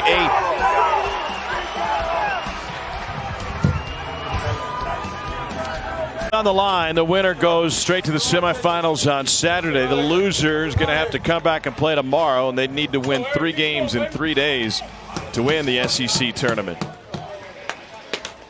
Vanderbilt clinging to a 1-0 lead. Clutch pitching against maybe the best hitter in baseball. Yeah, Zach King was really good and gets the ground out to end the inning. But again, you're looking at the 2 best offenses in the SEC, and for all these pitchers, both for Vanderbilt and Mississippi State, to navigate through these lineups is tough. Nice job out of the bullpen for Zach King.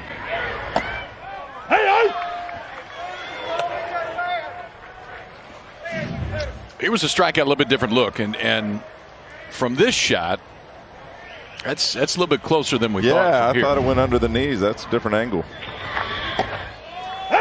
Ethan Small in cruise mode.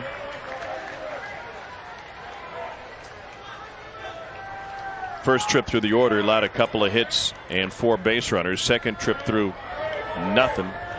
This is his third trip through, a walk and a single. Harrison Ray dispatched. 9th strikeout for Ethan Small. They're going to be talking great pitching tonight on SEC Now post game to get you set for the elimination games tomorrow and a peek ahead to the semis on Saturday. And might be also asking, where did the power go? Lack of home runs today and only 10 extra base hits. It's all the coverage you expect from the SEC network. Later tonight, KP will go down and join Dari along with Alyssa Lang. And SEC Now is coming your way before and after every game of this SEC tournament. They'll pinch hit for the designated hitter, Ty Duvall. Will enter for Isaiah Thomas, who was 0 for 2.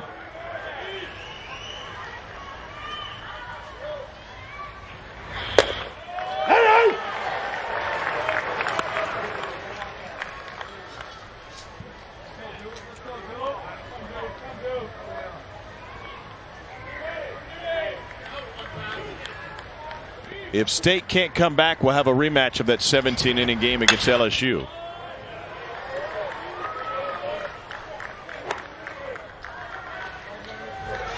You would think State goes JT Ginn if they play tomorrow or Saturday. Really, I think Ginn will probably make the start for State's next game. I don't know who LSU starts tomorrow.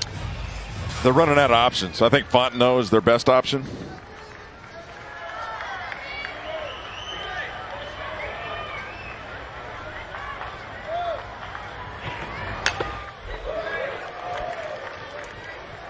Should State come back and win this, it'll set up Vandy LSU matchup.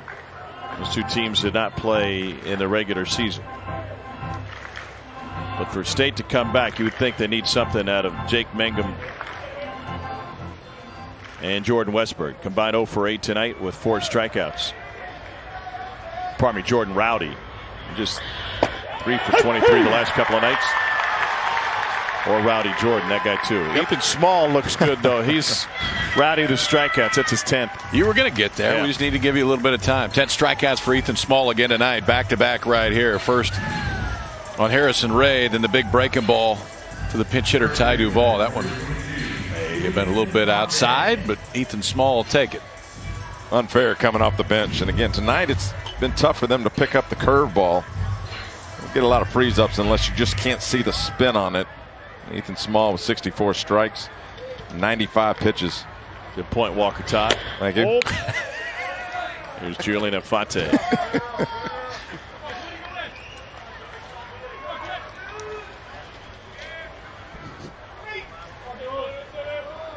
Who had Julian Infante winning this game with his bat for Vandy. Named to the SEC All-Defensive Team.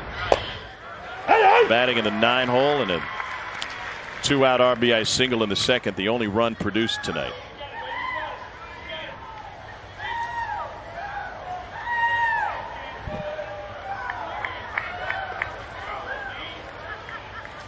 Small has now struck out 10 or more batters in 10 of his 15 starts this season.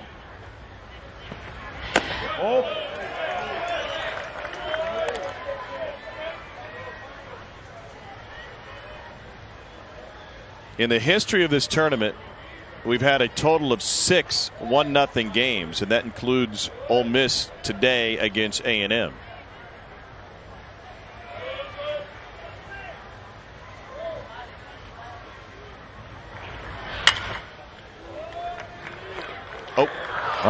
Thought he had a chance. Just doesn't know his own speed yet. Set your feet, young man. Get in front of that ball. Yeah, he wanted no part of getting in front of that one. He saw the hop. We got it short earlier and a little late with the glove too. About a shin burger on the way by. That's right. Ooh, he dodged a bullet.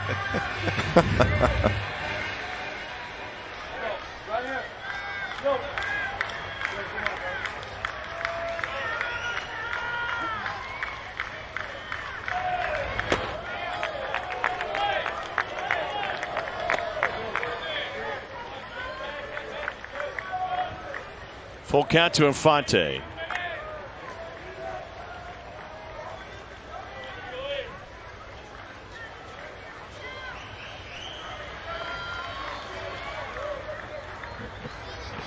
Small over the century mark, and Infante fouls that one off.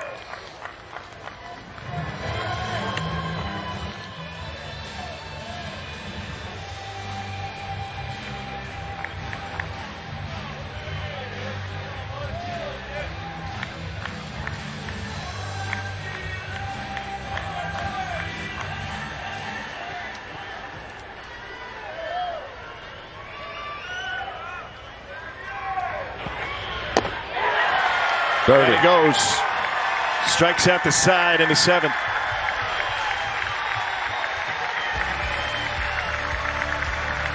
State fans now looking for some offense. 7 innings in the books. 1-zip Vandy.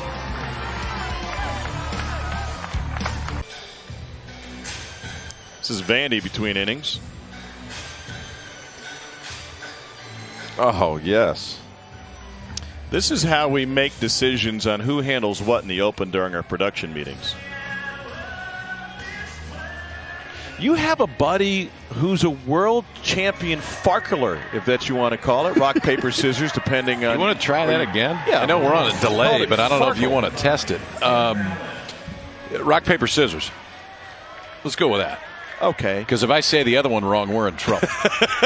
You're in trouble. So.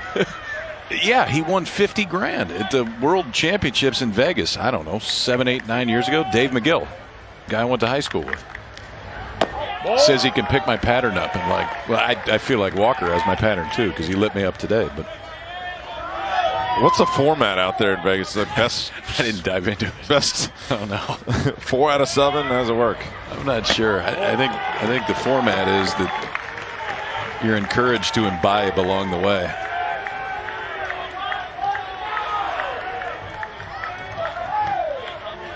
Sounds like a kind of game they don't play at one of the fancy new casinos. But the old one, kind of like that's a Las Vegas Vacation. Oh, Vegas Vacation. Yeah.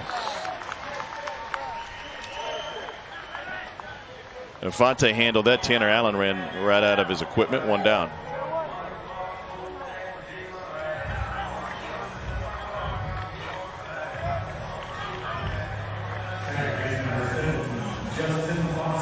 Here's Justin Foscue.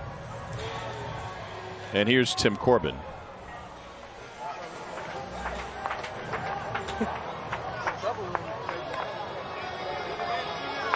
Well, Zach King did his job. They brought him in to face the switch hitting Mangum, the switch hitting Rowdy Jordan, and the lefty Tanner Allen. So King will exit. Vandy goes back to the bullpen. 1-0 Doors, top of the 8th. Zach King faced the top 3 hitters in his state lineup. He retired them all, a strikeout and a pair of groundouts. He inherited 2 runners in a 1-run game in the 7th and protected that lead. So Vandy going with their strength here with 1 out in the 8th. Closer Tyler Brown out of Ashland, Ohio is going to be asked to finish this thing up. 2-1. 227 with 13 saves, tied for 8th most in Division I. Pretty good combo right there. 52 strikeouts, 7 walks. It's better than a 7-1 strikeout to walk ratio. 35 2/3 innings for Tyler Brown, giving up just 24 hits. And if they go to him here, they're asking him to get the final 5 outs of this one, I would think. A win means Vandy gets tomorrow off. They'll leapfrog Friday and go straight into Saturday's semis. This is Justin Foscue. Swings at the first and sends it back into the seats. Mississippi State has only been shut out twice this season.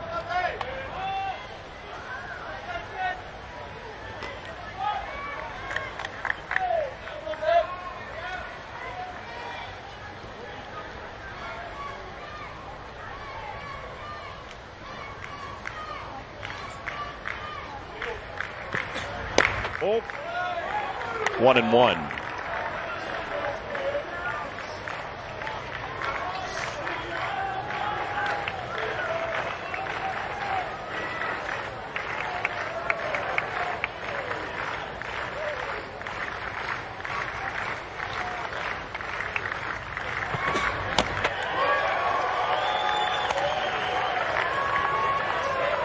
Only 5 1-0 games in this tournament prior to today. Already won today, and we could see 2.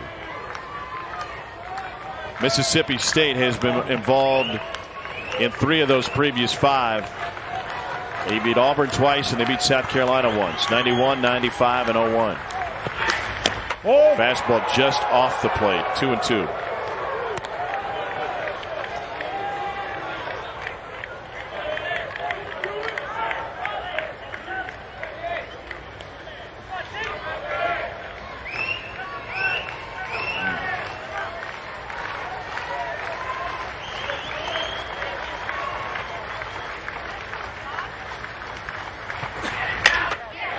Up the middle, base hit.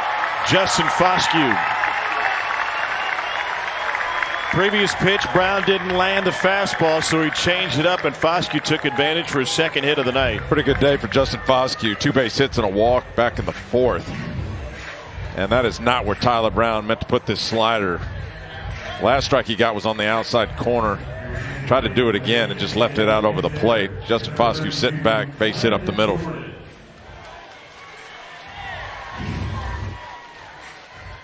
We'll see a pinch hitter for State. This is Landon Jordan.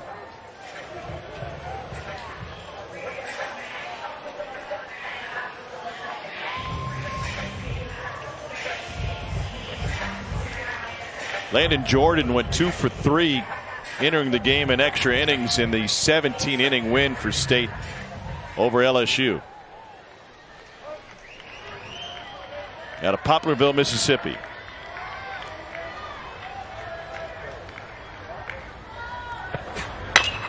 Pulled it to the right side. Ray shuffles to Paul. Onto Infante. Not in time. And State stays alive here in the 8th. Little bobble by Harrison Ray at second base. Gets the ball out. Nice turn by Ethan Paul, but not in time.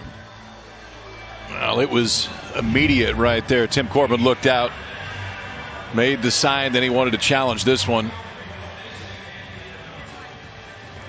You got 2 of them. There's no reason not to use one right here. Hasn't used one yet. Obviously, if this one is overturned, it would end the inning on the double play. Yeah, just a split delay from Harrison Ray. Couldn't find the handle of the baseball. Flips it to Ethan Paul, and looks like he's safe at first base. Watch the slight hesitation right here. Gets it out. Ethan Paul goes and gets it. Right thing to do, and still not in time at first base.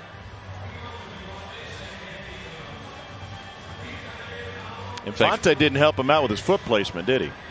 No, I mean, ideally you'd want that right foot on the front of the on the bag, and Infante well known for his defense over there, but that time, just, you're right. Not only that, but didn't really go get it either. You can get that foot stepped on, and that wouldn't feel good either.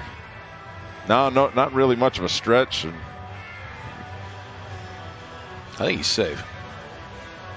But I think the combination of those 2 things, sticking your left arm out and then also putting your foot in the right spot, I think that makes the difference there.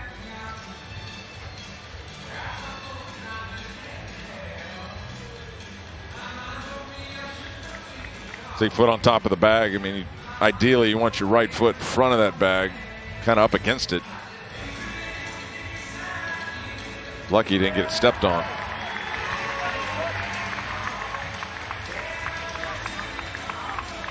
Said he's safe after review.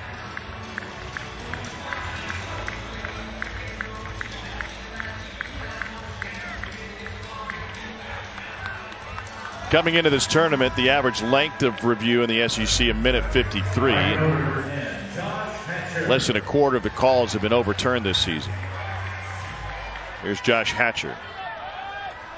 With DJ Derrick playing, it just makes it fly by, doesn't it? 1-run game, 2 outs in the 8th.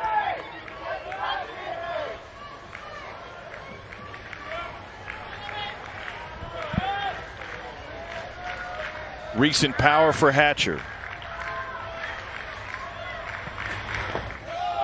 Blocked, but a missed opportunity perhaps for Jordan.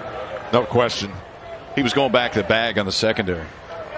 Yeah, when you get out on your secondary, you want to stay there until you see the result of the play. Buddy Bell always teach us, if it goes in the dirt, take off. Yeah. Even in the big leagues, I mean, it's hard for that catcher to pick up the ball with his bare hand and make an accurate throw to second base. Especially in that spot. I mean, you got 2 outs right there. Jordan has pretty good speed. He's 4 of 4 on the year in stolen bases, and that momentum has to be taking you to second base when you read that ball in the dirt. He was going the other way.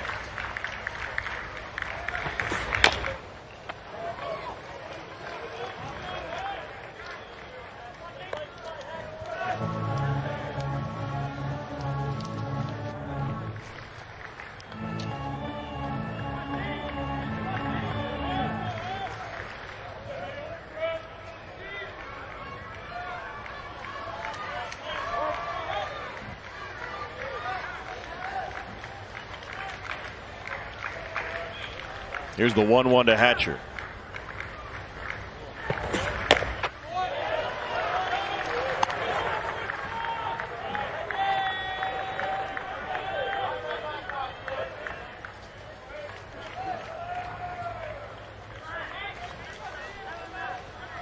Seams on seams. Wow.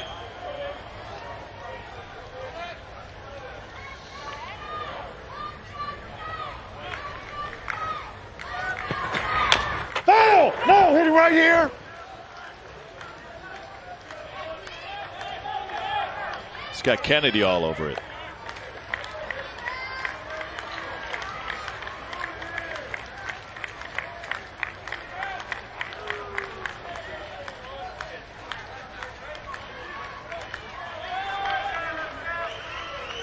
Chris Lemonis, first-year head coach at State, took Indiana into the postseason last year.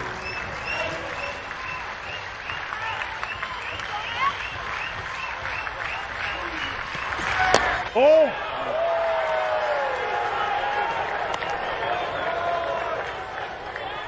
Now Infante will play behind. The run will be going on the pitch. Jake Mangum might be wondering about that location.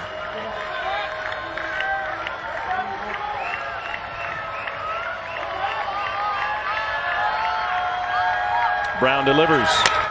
Fastball glove by the closer. He'll run it halfway and flick, and that will close the State half of the 8th. No runs ahead. The tying run stranded again. In a 1-run game, they've stranded 6. Here we will be over there when the game is over. Full SEC now. We'll get you ready for Friday's 2 games. Also show you how LSU, what they did today, they've kind of made a habit of doing, and the winners will come to our set. By the way, good news in the SEC. First softball super regional with an SEC team. Game 1 is in the books. Bama beat Texas. What that means for me is I get to do this. Oh, guys. Wow. Really? That's solid. Boomer Sooner. And it just never really leaves, does it? Never. No, never. Here's Peyton Plumlee to replace Ethan Small. Small with 11 strikeouts tonight gave him 150. Second most in single season history. Eric Dubose has a record 174.96. Peyton's plays 5-4 with a sub-4 ERA. He has struck out 54.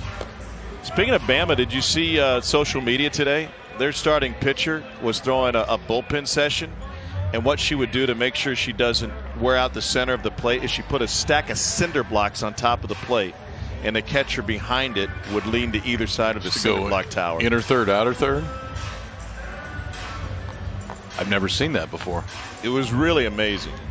It takes guts to sit back there and catch. Yeah, full gear. Yeah, you. Peyton Plumlee on, who has been a starter for a lot of the season for Mississippi State. And I would think right here, I mean, it's State plays tomorrow, JT Ginn's going to throw. State plays Saturday, JT Ginn's going to throw. So they probably want to make sure that Peyton Plumlee gets some type of work here. And even if he just goes 1 inning, if Ginn goes tomorrow, Mississippi State wins, you could bring Plumlee back and start him on Saturday.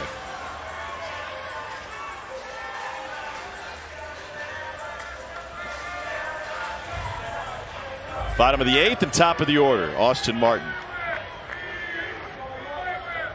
Vandy came in 5th in the country in average, 8th in home runs, 7th in ribbies, 4th in doubles.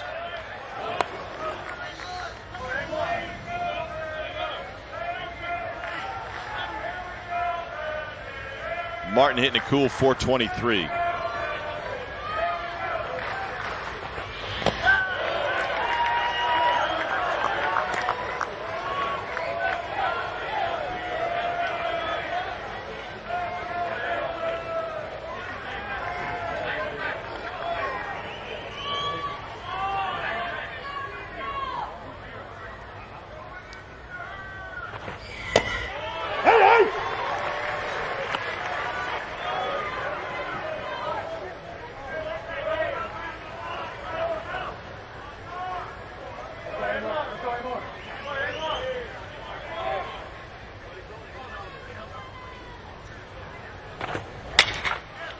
Pulled foul. Get there. He's so close. Not for the lack of effort. So close. And I mean, and that's not just a dive to get the shirt dirty either. I mean, he's trying to make this play. He's got his first baseman's glove. Get there.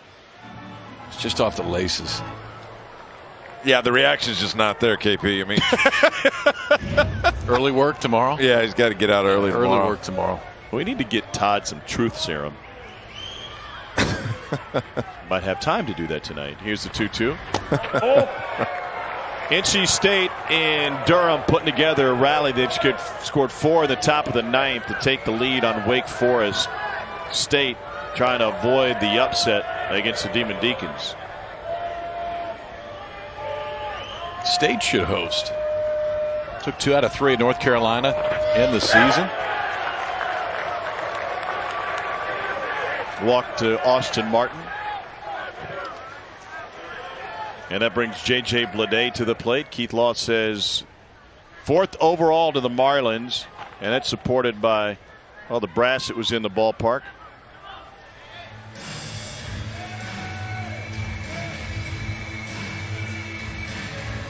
Nick Lodolo, one of those guys that turned down a ton of money out of high school, too. Reports were upwards of $2 million if he goes 7th overall to the Reds. Probably makes at least twice that. Left-hander for TCU. Zach Thompson is in the mix, I think, to go potentially top 10. Those are 2 college lefties that are pretty comparable in the top half of the first round.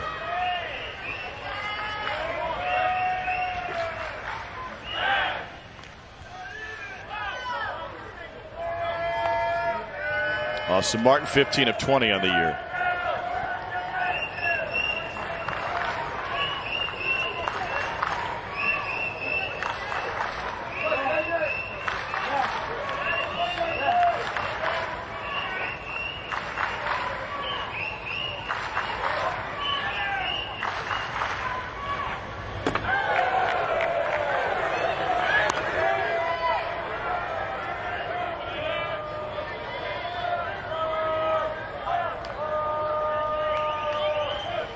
Thirteen home runs in his last 24 games.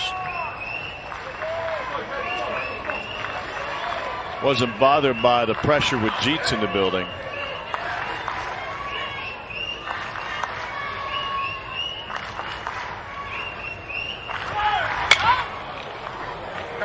Long run, Gilbert and Jordan.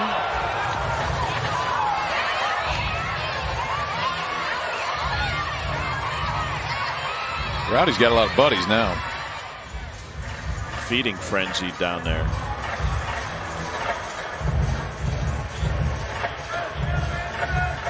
It's the last time you heard the Knight Rider theme song before tonight.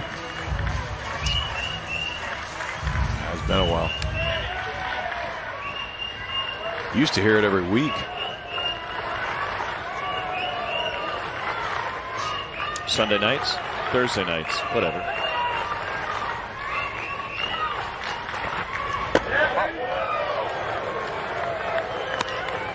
Two balls and a strike.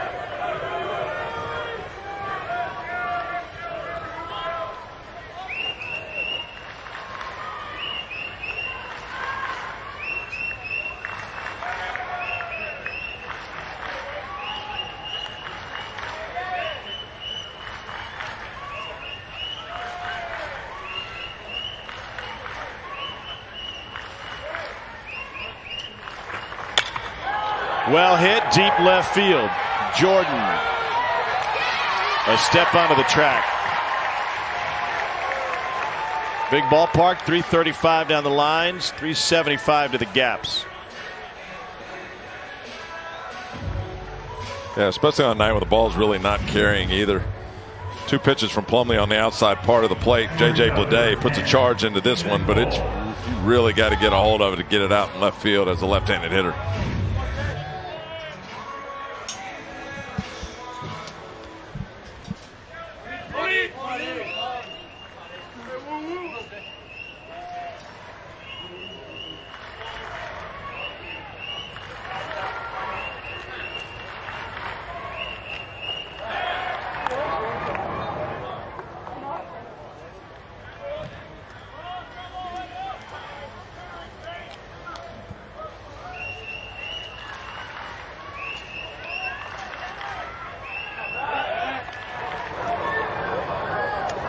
Vanderbilt looking for an insurance run here in the 8th inning with Ethan Paul at the plate and Austin Martin at first.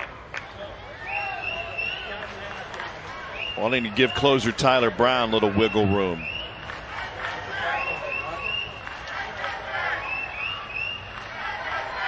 Paul came in tied with the day for the most runs knocked in the SEC. Top 10 in the league in doubles.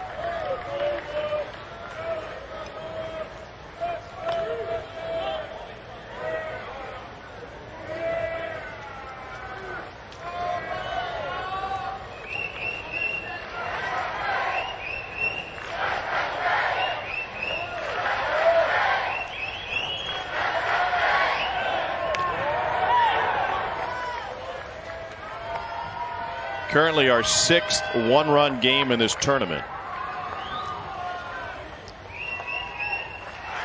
Every game except for Vandy's run rule victory against Auburn has been decided by 2 runs or less.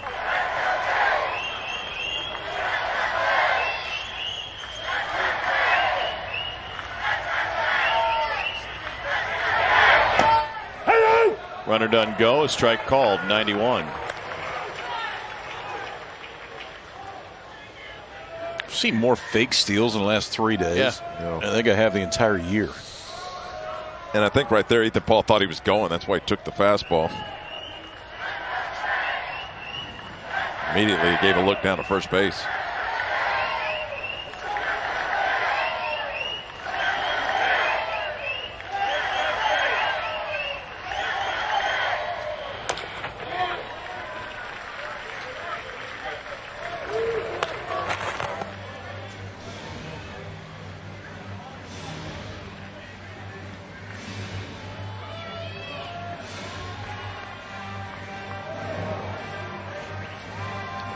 He's not going to stay put. I mean, he's not going to go this at bat and the next at bat without running. It's just when he goes. Thought you were talking about Tim Corbin. Probably goes for both. He won't stay put either.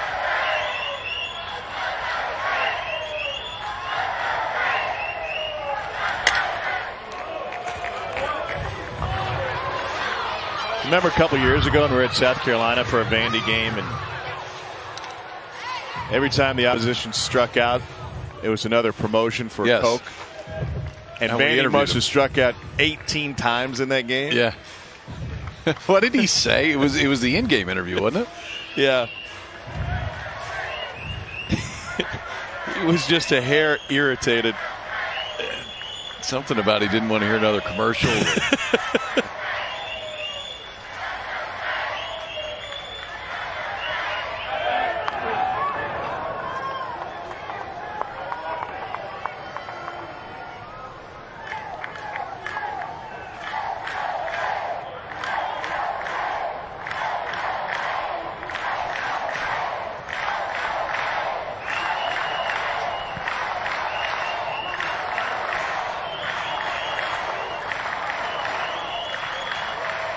Dialed in.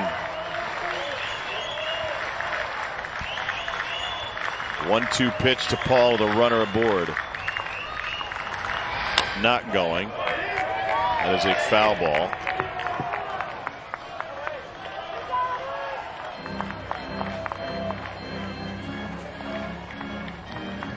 Tim Corbin's got it going pretty good at Vandy. I would say that's accurate. Yeah, that's been a decent run. 3 times the Cows World Series, 1 national championship this year. Be probably one of the top 3 overall seeds.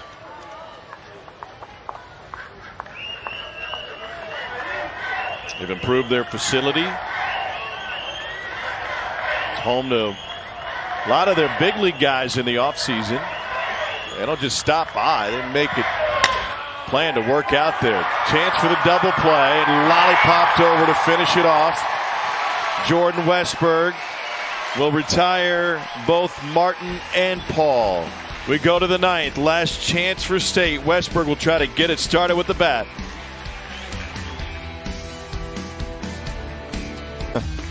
And tonight in the 2nd inning, the 2 top scoring teams in college baseball. Vandy 6th, State 7th. This is all the scoring we've seen.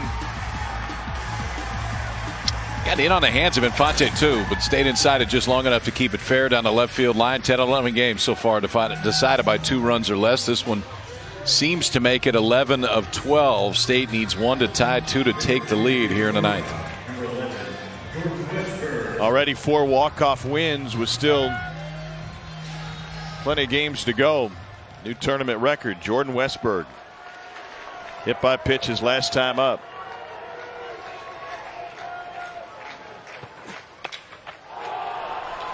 Popped it up, and Ethan Paul calling for it. 1 down. Less likely now with 1 out, but Vandy has lost 2 8th inning leads this season.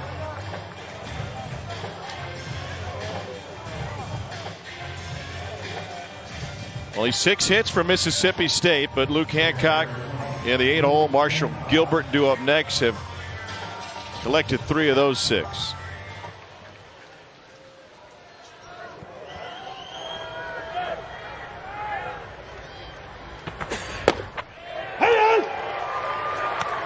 Tyler Brown came on in the 8th.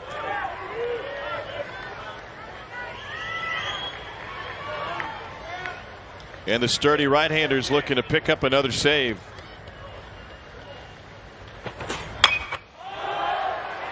Paul back, Martin back, Scott in. Austin Martin has it, 2 down. That's a really nice play for a third baseman, running all the way back into the outfield. Ball is spinning and traveling back onto the field, and a nice job by that guy right there, Austin Martin. Get back there and make that play.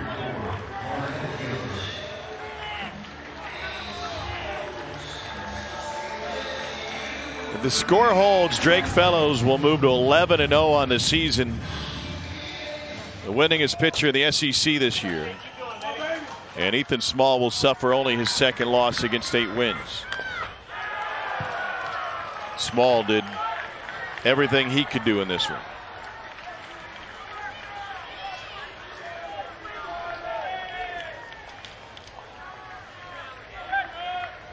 Marshall Gilbert 2 for 2 was hit by a pitch in the 7th.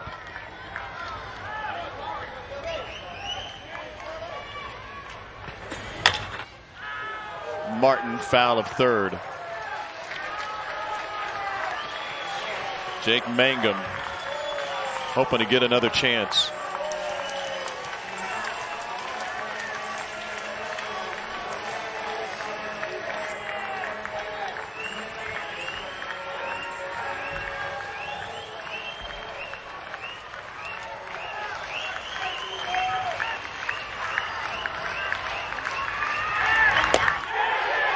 Did he go?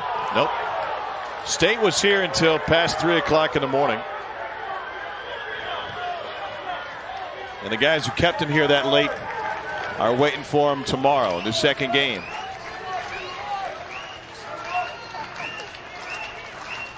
I have a feeling they're going to sleep pretty hard tonight. To Gilbert. Swing and a miss. And Vandy wraps up a 1-0 thriller.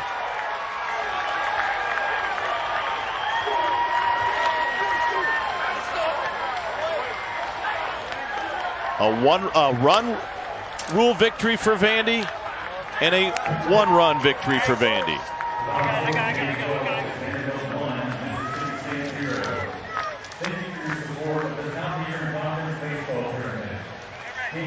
Jake Mangum didn't get a shot in the ninth. Two of the best offenses in the conference combined for 9 hits tonight. Only 1 run.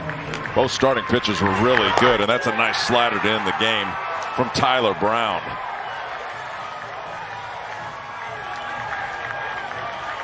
I see glimpses why both these teams are going to be so dangerous when you get to the postseason. 2 aces, Ethan Small, Drake Fellows were both outstanding today. Just enough offense from Vanderbilt.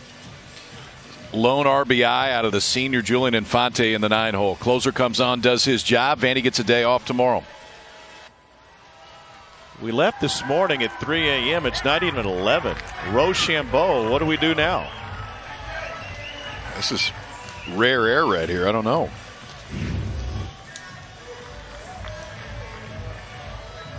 Only 5 1-0 games in this tournament's history coming into today. This is the second of the day. They bookend the 4 games played at the ballpark here. Hoover Met